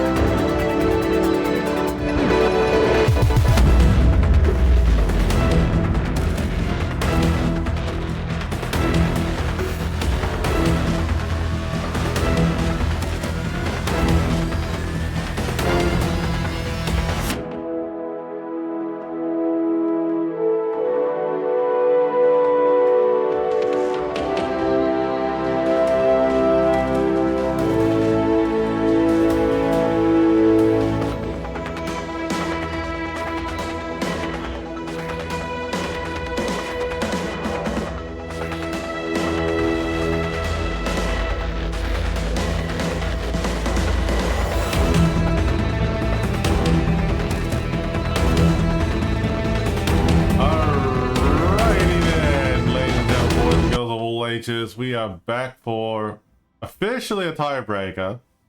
Thank you. I guess I'd say we stuffed it up the first time, but it is officially a tiebreaker, chat. Okay, so good to be here.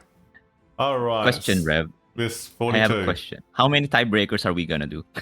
How long's a piece of string, Shin? I mean, like, we can talk about that later. I mean, like, it's all good, mate. Okay. SLL and also YMSM has actually got a tiebreaker officially, one each. So we're gonna go ahead and wait very, very patiently for this next match to happen.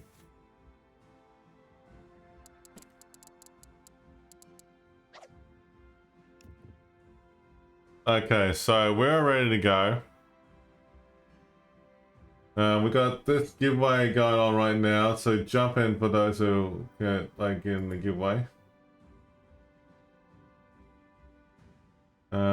Good luck.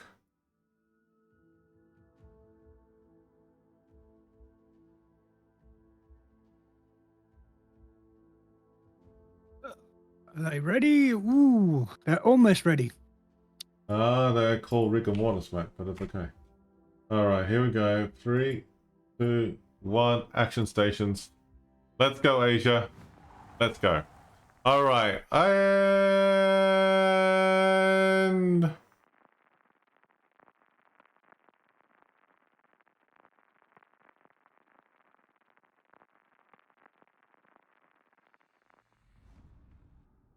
and we're off. SLL has gone out swinging the Bongo, Ohio, San Martin, Des Moines, Moscow, Prizvan, Ahoneyev, or PVO for short, Haragumo, Yuyang, and Ragnar. YMSM has come back with the Schlieffen Bongo to Des Moines.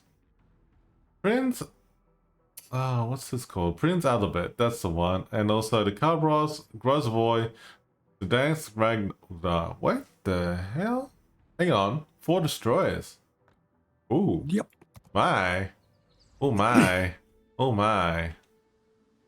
Oh my. Oh yeah. YMSM has Cabros. Let's see. Looking at the builds at the moment between all these ships. We got a Legmog and a Des Moines. We got Dance, got a good firing starting build. We also got a Grozavoy, got a Legmog for that. Des Moines as well. The Des Moines are in action with the Legmogs. Bongo, Leafan. Very interesting builds. Alright, let's see how we got over here. What LZL, Ragnar, and Haragumo. Haragumo's got a leg mod. San Martin doesn't have one. Interesting. Moscow has a leg mod. For those who don't understand the terminology what a leg mod is, there's actually a legendary mod that you get with the Research Bureau stuff, folks. It's actually very, very handy. But here we go. So it looks like at the moment, right now at this stage, that both the... looks like the Yuang is actually charging in towards the decap, alongside with the Bongo, Prisvan or PVO, Des Moines. They actually could be in like playing a supportive role either here or over here, so it could be either way they can play it. But we got the Ragnar, it is moving in at the moment, bowing towards the sea cap. There is a possibility that the Ragnar will do a U-turn and then will move back towards the cap as well and reverse in. There's a possibility that with San Martin and Ohio actually charging the Bravo, interesting choice they have made. They haven't really made any really hard decisions for what they're going to be doing with the AB push, so it looks like it's going to be all in the other side of the map where all the action's going to be over in Charlie and Delta. So Schlieffen going towards A, and I think the Schlieffen might come back towards the Charlie cap. Vamps, your thoughts? It's pretty unusual that both teams are almost playing identical strat. Yes.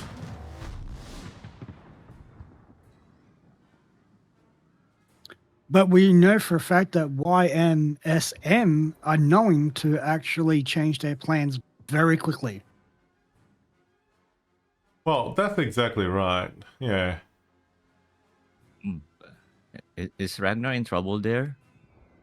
Sorry, Shin, go ahead. Yes, yeah, Ragnar is Ragnar in. seems to be in trouble. Like he beached, I guess, and then I don't know. Now He, he's out he of the way, I guess. he was casing the island too much. So that's why. Hmm. You're not meant to kiss the islands. Just a heads up. Well, yeah. Well, Mhm. that's no brainer right there, mate. But yes, okay, I agree with you 100% there, mate. Oh well, you could have done what I did when I played my first operations. The one where you attack the port and then you got to defend the port. I managed to get myself beached that hard that the bow of the ship came out of the ocean, and I was,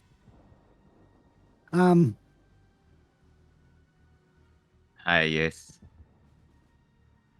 Well, your Yep. crew wanted some rest and relaxation, perhaps. well, I couldn't do a damn thing. Oh, those torps, they're looking good. Sure. Mossbub is probably gonna eat 3, 2, One. 1. One. Nice That shot. would probably be that would have caused flooding, but he repaired. Well, that's a sign that Mm. yes, let's set this guy on fire now. Usually, what's the rule of thumb when you actually get torped like that? Would you DCP straight away, or would you hold off from doing that? Depends if I'm still spotted because I can get set on fire.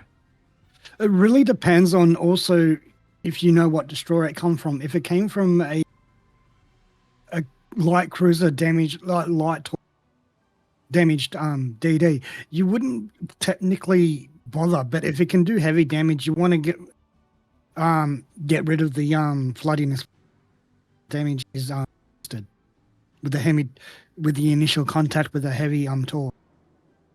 See what's happening. Right now, Mosba is on permafire. That's like 2, 1 on the rear, 1 on the center, which would Not have ideal. been better to DCP that. Oh wait, he DCP'd it again. Apparently. Yeah, he could have the with his equipment upgrade, he could have the upgrade where he can get his repairs faster. Oh. Interesting. Yeah, okay, that is pretty full on there. Okay, I'm just watching this very, very carefully.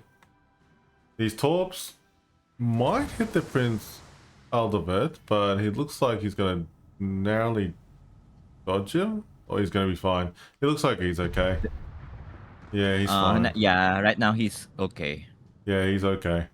But there's a lot of torp jolting going on here. I'm like, okay, look at this. It's a tiebreaker match, and it is a bit of a stalemate on both teams. So we got less than 14 minutes thereabouts to go in this match, and either team has to give way.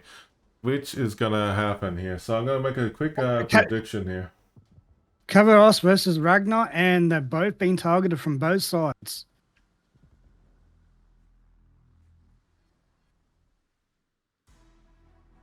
Yeah. Let's see. And then.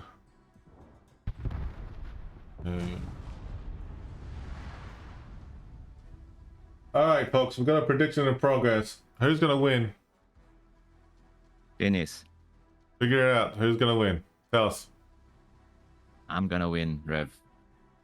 Alright, so the Ragnar is actually getting chewed out at the moment right now. A lot of focusing fire is happening right now between both sides. It looks like it's going to be a pretty intensive outcome here on both sides. Oh, that the Dansk gets literally hammered here. No, not hammered at all. It actually was, successfully dodged all those hits. Alright, so Yu Yang and Haragumo are really hanging in there at the moment right now. With the Demoy followed right behind it. Oop, see Daisy. Okay, so it's Interesting that the Prince Outnumbered is actually taking some hits, and AC is cutting away at the moment right now. So it's pretty full on.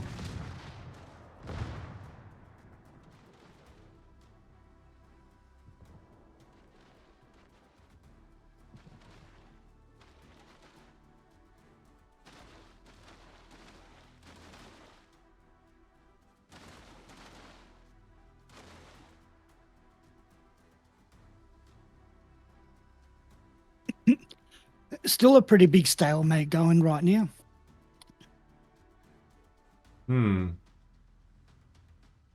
It is Oh my god, I actually. was muted. Oh, torp on the Haraguma just then. One torp just happened. Ah, It is really hard to say at this point because it is a bit of a stalemate on both teams. As you said. LZL, just by looking at it in terms of health pool, they have lost like a lot of health pool on the Moskva and the Ragnar and the Yu Yang, and also the Haraguma. But That's the overall, they've Yeah. got the more health pool on the teams. yeah, exactly. That's why I'm just like thinking about it. thinking out loud. YMSM is actually doing a good job, like regrouping at the moment at this stage. Well, ideally, the Ragnar needs to get into B. Yeah, you're right. I mean, like, it's just by looking at it, something needs to change. Because if the Ragnar gets into B and caps B, because it can't be detected by either the two closest ships near it, it won't be able to be detected. So even if he gets in there, he potentially could grab B. Ooh, good There's nothing shots. else Good shots. There's nothing else around him. Okay, so that was a very good outcome there. We got 2 destroyers being taken out back to back by both teams, so that's good. The radar on the Des Moines is actually in a good spot right now, so if the Des Moines stays there with the Bongo supporting it, he's in a good defensive position right now because he's actually got himself angled correctly and hidden behind an island from the Bongo from SZL. SZL is doing something a little bit different here, which is actually a very good gameplay. So it looks like the Des Moines, the Haraguma are working together to push back. Bongo could push in towards the Des Moines and literally hammer it full head on with 3 ships, maybe 4, if they actually work together. There could be a good way to do it, the pincer movement. Then again, don't forget, I mean, like the Moskva over here, it's just like behind this island over here, could outflank the Des Moines right behind it. So anything could happen either way. The Bongo, on the other hand, for YMSM, only can do so much with the reload timer it has. But the problem with the Bongo right now on YSM is that it's not in the right, angle or position to either, help out the Des Moines at either of these 2 locations here. So it's up to what they're gonna do next. But the Grozovoy is coming to aid towards the Des Moines. So maybe a bit of Torp Jolstein is involved, but we'll soon see.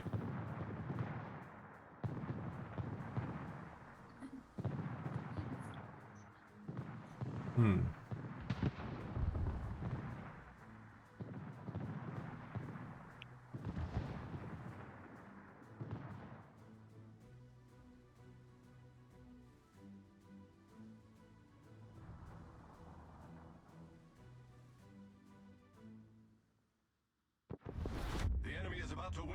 At the moment, all the YMSM has to do is defend and survive. That's all they got to pretty do. much And to they do right now. Yeah. But other than that, technically, I'll declare this as a stalemate. At the moment, something has to give way, and I am gonna say There's mine against Moskva. that the Des Moines and the Bongo in Moskva is support. gonna happen, and it's gonna happen now. Oh,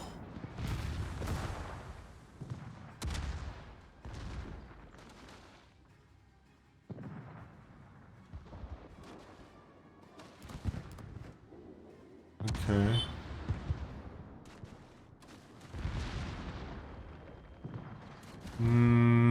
No, it's really a bit of stalemate. But there's a lot of talks going in. Oh, this Moscow is absolutely getting shattered from LZL. With all the sheer firepower and crossovering done by the Ragnar, the Grozavoy, the Demoy, and the Vongo. And there goes the Moskva. And he also kind of play here. The Demoy or YMSM is actually falling back. He's actually fallen back and firing his guns to the rear towards the Haragumo. There's excellent gameplay happening right now between both sides. The Prince Albert There's is actually mine's gonna moving get to help torped. out. There's mine's getting torped. There's one getting Oh no, topped. no, he managed to sit just enough in the right position, but he's getting hammered. Yeah. So as I said, that again, someone has to give away. Haraguma and Zadel has been taken out. There's mine's next to go. Yep, that's true. I mean, like, there you go. You called it right there with the bongo. Okay, so, Prince Albert is actually hanging back as well. Bongo versus bongo. Bum, bum, bum, bum, bum, bum. Which bongo is that? I mean, like, it's all good. Okay, here we go. Schlieffen and Bum, bum, Ohio. bongo, This is bongo. actually interesting. Look at this. Schlieffen and Bongo, Ohio. bongo, Yeah, bongo. oh, the Battle of the Titans. Here we go. Torps and big guns between both sides. But the Or Ohio just ram got each big other. guns. They could run each other, like exchange with each Yeah, other. that's what That's what they're gonna do. Ram. And it's a ram. There you go. Easy clap. Yep. That was a good exchange between the two. Let's look like it's they're feeding out the herd here. The points are a little bit uneven still at the moment between the two, even though the team is actually still hanging in there. The YMSM is actually still hanging in there with the boy focusing fire with the Grozavoy on the bongo. That bongo is literally getting hammered, man. He's being tapped. Bongo tap. Yep, literally, Sick. legitimately. That's not something you want to like kind of say on a stream, like kiss a homie. Jesus Christ. Who? I didn't say that. Wiggy on my stream said kiss a homie. Oh, right, okay. Well, moving on. What possessed you to make you say that is Yeah. the question we want to know. Not Des Moines has right been now. Citadel. Not right now. Mm. Anyway, Bongo skiing actually burned down at the moment right now. Bongo, bongo, bongo. Congo yeah. line. Let's do it. Oh, there's another Prince Mahoney and also the Demoy. Oh, look out. Oh, no. Oh, look this- out. this- is gonna get that gun? dangerous. Ram, come on. No, Ram. oh, Demoy. Do another Demoy is ram. running back. Demoy's running back. Do another ram. Come on. Come on, Ram it. Demoy. Demoy is kiting back, and I don't know Why if don't this is they gonna just work. ram each other? Come on, just ram each other. That's That's the the slowest bit ram I've swing. ever seen. That was funny. They No, are that was just- funny. I have to give you credit where it's due. That was actually pretty good. The Prince PBO and Demoy rammed each other. Okay, moving on. We got the I like Yu this Yang and game. San Martin. This is That's like one actually of the moving best in. games, Rev. This is Des actually a Moines very is good going highlight. down. Oh, the Moy getting actually taken out, and looks like that we got officially that, well, YMSM has actually taken the title there. One done. Yes. I like games where people ram each other. Wait, that sounds wrong. Okay, Oh, that God. is actually fantastic. That was a great match. I mean, like, YMSM, great on that win. That was actually a very interesting finish towards the end there. Very well done. Very well done by both teams. I mean, like, GG all around. Okay. Oh, is it done? Yeah, I think it's safe to say we're all good now. But congrats on that. Yeah, it was actually very well done. GG. GG.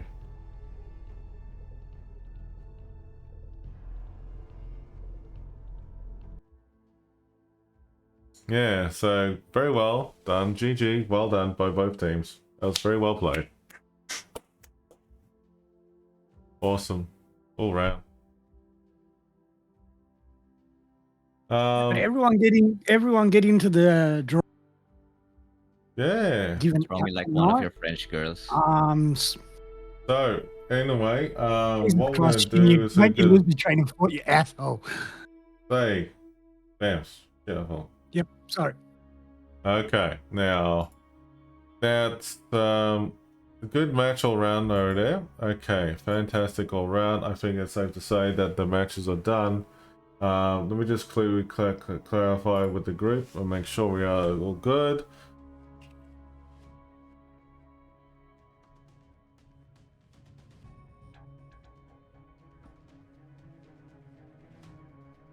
All right, so we're gonna double check and make sure that there's no more tiebreakers, just in case they need us to do something.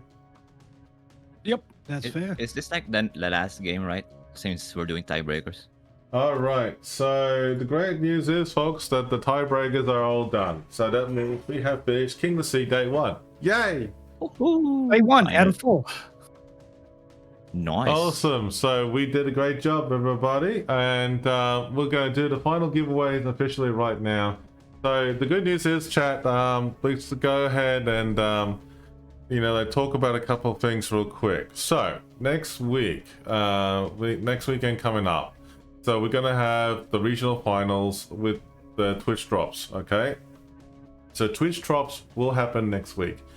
However, this weekend, there's no Twitch drops. Let's just be clear. There's no Twitch drops this weekend for day 1 and 2 for the KOTS regionals. However, on the regional finals, semi-finals next weekend, yes. Okay? So basically, you'll have the opportunity to get your King of the Sea Twitch drops, and you're going to have a lot of fun time with it all around. Now, with that being said, though, we do have giveaways for you all on the channels for this weekend anyway, so come along, join us, and enjoy watching King of the Seas with us. Speaking about that, we do stream around about 1300 UTC, which is Singaporean time, okay? So for those who are in Australia, in the East Coast, you're looking around about the 3 o'clock or 4 o'clock in the afternoon.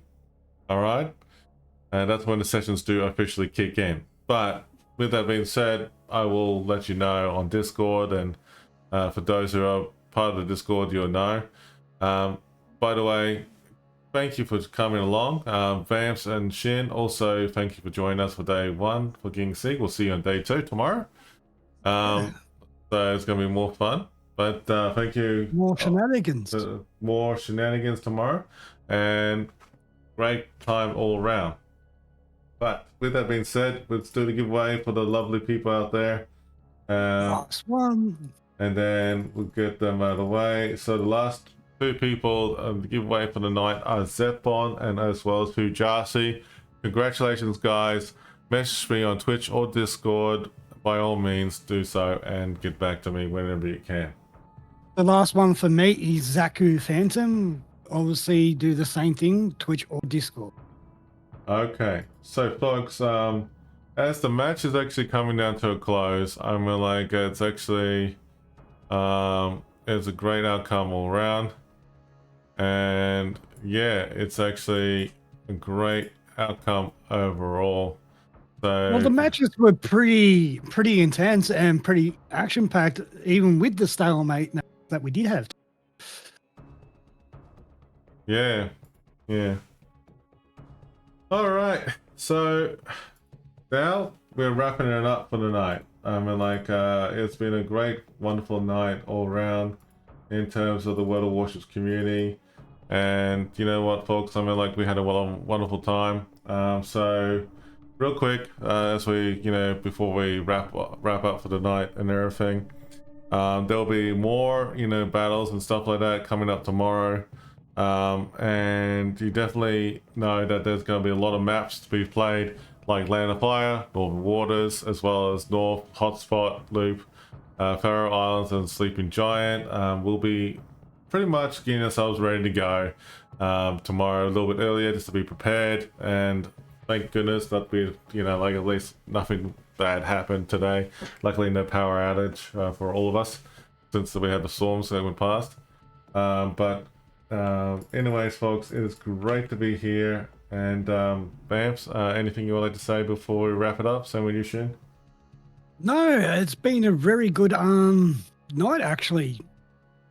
A couple of underdogs actually beat some of the team well known, so that's always good to see. That's very true. I mean, like, that is very true. That is very true. That's very well done for both teams. All right. As for Yes, Oh. you, Shin? As for me, I enjoyed the games. It wasn't as campy as some of the games that were done previous ones. So we get to see a lot of action, especially that last one. There were 2 Rams, or probably I missed more, but I saw those 2. It was awesome. That one. Yeah, was I only very counted 2 Rams, so Yeah, well, before we do head off, folks, I mean, like, we will, the past broadcast of this one that happened today will be made available for you to watch on YouTube as well. So don't worry, we'll make sure it's up there. It will be published within the next 24 hours. Until then, folks, we're going to have to call it a night here and get ready to raid off to someone nice for you.